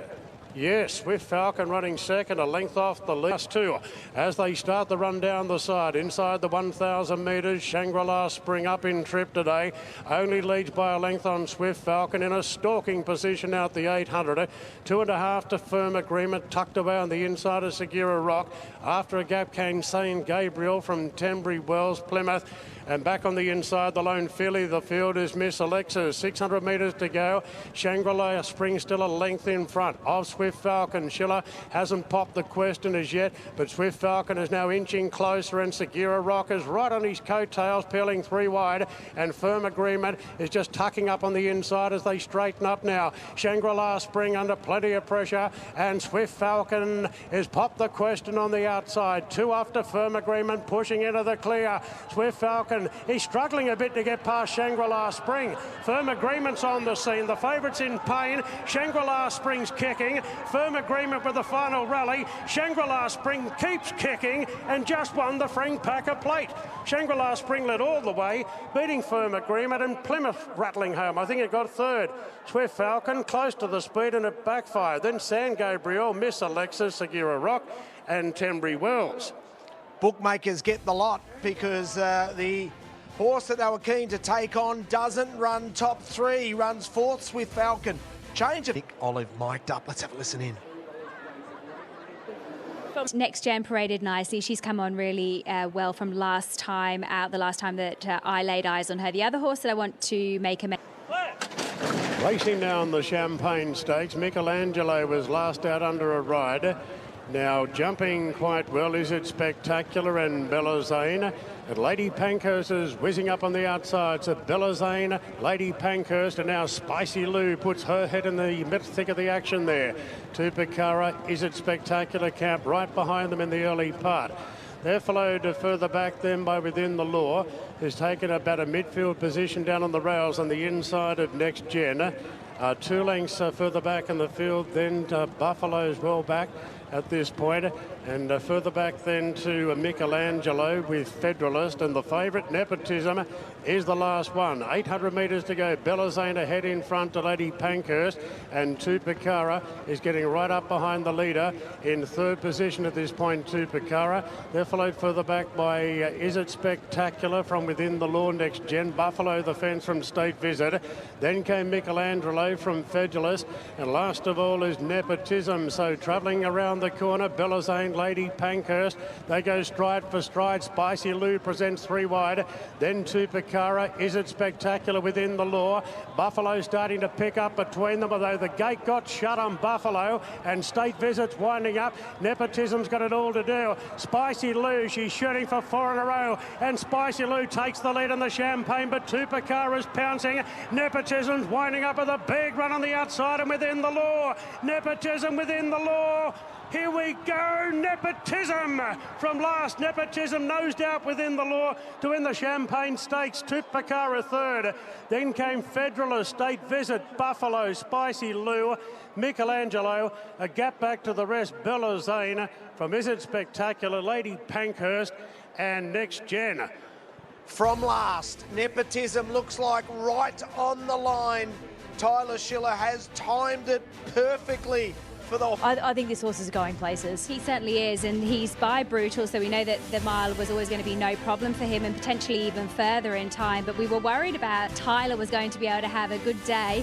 Well, have a look at this performance from so far back, rounding up a good field. I'd love to know his sectionals, and well, the Hawks team could be in for a big day. This is 1 tick. Emma's with Michael. Oh, that's cute. A cute little kiss between racing's first lady and first gentleman at the moment. Actually, mate, that's unbelievable. That far back, how he's rattled home is incredible. Congratulations. Oh, look, he's just a proper horse. You know, when he was out the back and they're running along, and I was just thinking, wow, like, are they going hard enough? And the only thing I said to Tyler was just, you're going to have to slice and dice and just try and come up through them. And he sort of come out in the corner, and I thought, oh, wow, is he going to get there? But he's just blistering. It's just an exceptional turn of foot, and last to first, unbelievable. He's a Group 1. The 14 runners are already Group 1 winners. That shows the quality of this race. Whether it be Broadsiding and Jimmy Star and Magic Time and Jolly Star and Briasa. They are all headline acts, and it does not. I love walking alongside him because he is an absolute athlete. Have a look at how well he looks and how well he's come on from his last start performance. He knows he's pretty really well since he's been around, and I think that he looks in great order. So another one of these horses that can run super in this race. But I think he'll have some bigger targets in store for Queensland. What about this girl, Sunshine in Paris, a Group 1 winner when she won the VRC Sprint Classic? Yeah, well, she was brilliant. Back in Björn's care. Horse number 9, the defending champ, Graham Begg and Geordie Childs combining with Magic Time. Mickey D rode her. Newmarket this preparation, and she's another one who comes out of the TJ Smith Stakes. I think she's still training on really nicely. I couldn't say anything negative about the way she looks. You can still see... Go up a notch. What about this young champ? Yeah, well, he's looking to make history to be able to win the Rosehill Guineas and then come back from the 2,000 metres to win over 1,400 in the all-age stakes. So it'll be some training performance from James Cummings, but if anyone can do it... Certainly is, Richo, and it's been a good betting race as well. Good money for the top 3 in the market. Briasa, who is our 370 current favourite. Just out of touch, though, from opening at 360. Best backed actually is Broadsiding with 30% of the money. He's been a really good late firm, 6 into 480, along with Jimmy Star, who opened 8s, was 6th this morning, now into 550, but was as short as 480 a couple of moments ago. Jolie Star is an easer, 7 out to 9. We've got 11 into 10, 16, along with Sunshine in Paris. Komochi has been 13 out to $16 and then $26 or more the rest of them, and there's not really anything. It's all about these top 3, and they hold a significant amount of the The Sweps all-age stakes. The last Group 1 of the season in Sydney, and the gates are back. They're off and racing. No speed out wide by Grail Seeker, and no speed at all by Antonio, but fast into stride was Komochi, who's being hard-ridden, looking for the lead. Briasa's right there together with Desert Lightning in the early part, and now Belclair is driving through, and Belclair will go up and join Briasa for the lead, and Komochi is caught 3 wide now, followed by Desert Lightning, then Sunshine in Paris, and Broadsiding is creeping right underneath a lot of them going up the inside. So they find their positions at the 800 metres. Jimmy Star is over on the inside about midfield at this point. Jolly Star is deeper out. Benedetta right there between them. Then came Antino. Magic Time drifting back from Grail Seeker, Osipenko. And My Oberon is the last one. Belclair leads inside the 600 from Briasa at the early crack for the lead. Broadsiding creeping into 3rd from Sunshine in Paris. Komochi under pressure. Further back to Jimmy Star looking to slice through as they straighten up now. Belclair in front from Briasa. Sunshine in Paris. Broadsiding. Jimmy Star is looking to slice through as Briasa went up to claim the front now. 200 to go. Briasa a length and a half clear from Sunshine in Paris. Jimmy Star, Jolly Star late. It's Briasa in front. Jimmy Star levels up. Jimmy takes the shot and won the all-age stakes. Jimmy Star beat Jolly Star and Sunshine in Paris, followed by Briasa. Then Benedetta, further back to Magic Time. Desert Lightning, Belclair. Broadsiding couldn't pick up today. Then Osipenko from Antino, Grail Seeker, Komochi, and My Oberon. Jimmy's done it today. And he's done it with an electrifying turn of foot that makes him so special. Jimmy defeats Jolly as the battle of the stars there for Kieran Maher. Yet another brilliant win. What a season he has had. All of the attention, of course, has been on Chris Waller, but both Chris Waller and Kieran Maher have had seasons to savour, and so has Ethan Brown. What a ride. He's a rising star. Thank you. God, he's such a ripper. This prep, he just come out, like kicked off with the Oakley, and these next 2 runs have been absolutely outstanding. Brownie as well, that was a very cool ride. And the team done a great job, you know, super. And as you mentioned, to pull off 2 Group 1s for this horse, you know, they get the wraps, and then the wraps come off them, and you know, the owners have just been so patient and fantastic. I'm so thrilled. I want you to spend. But no, fantastic, and that's what, you know, those big riders, the big races. It's the confidence, and that is a very confident ride, and thrilled for Brownie. He's a good mate, and to pull off 2 Group 1s for this horse, you know, they get the wraps, and then the wraps come off them, and you know, the owners have just been so patient and fantastic. Give it a cool ride. She was half asleep last start, but no, fantastic, and that's what, you know, those big riders, the big races. It's the confidence, and that is a very confident ride, and thrilled for Brownie. He's a good mate, and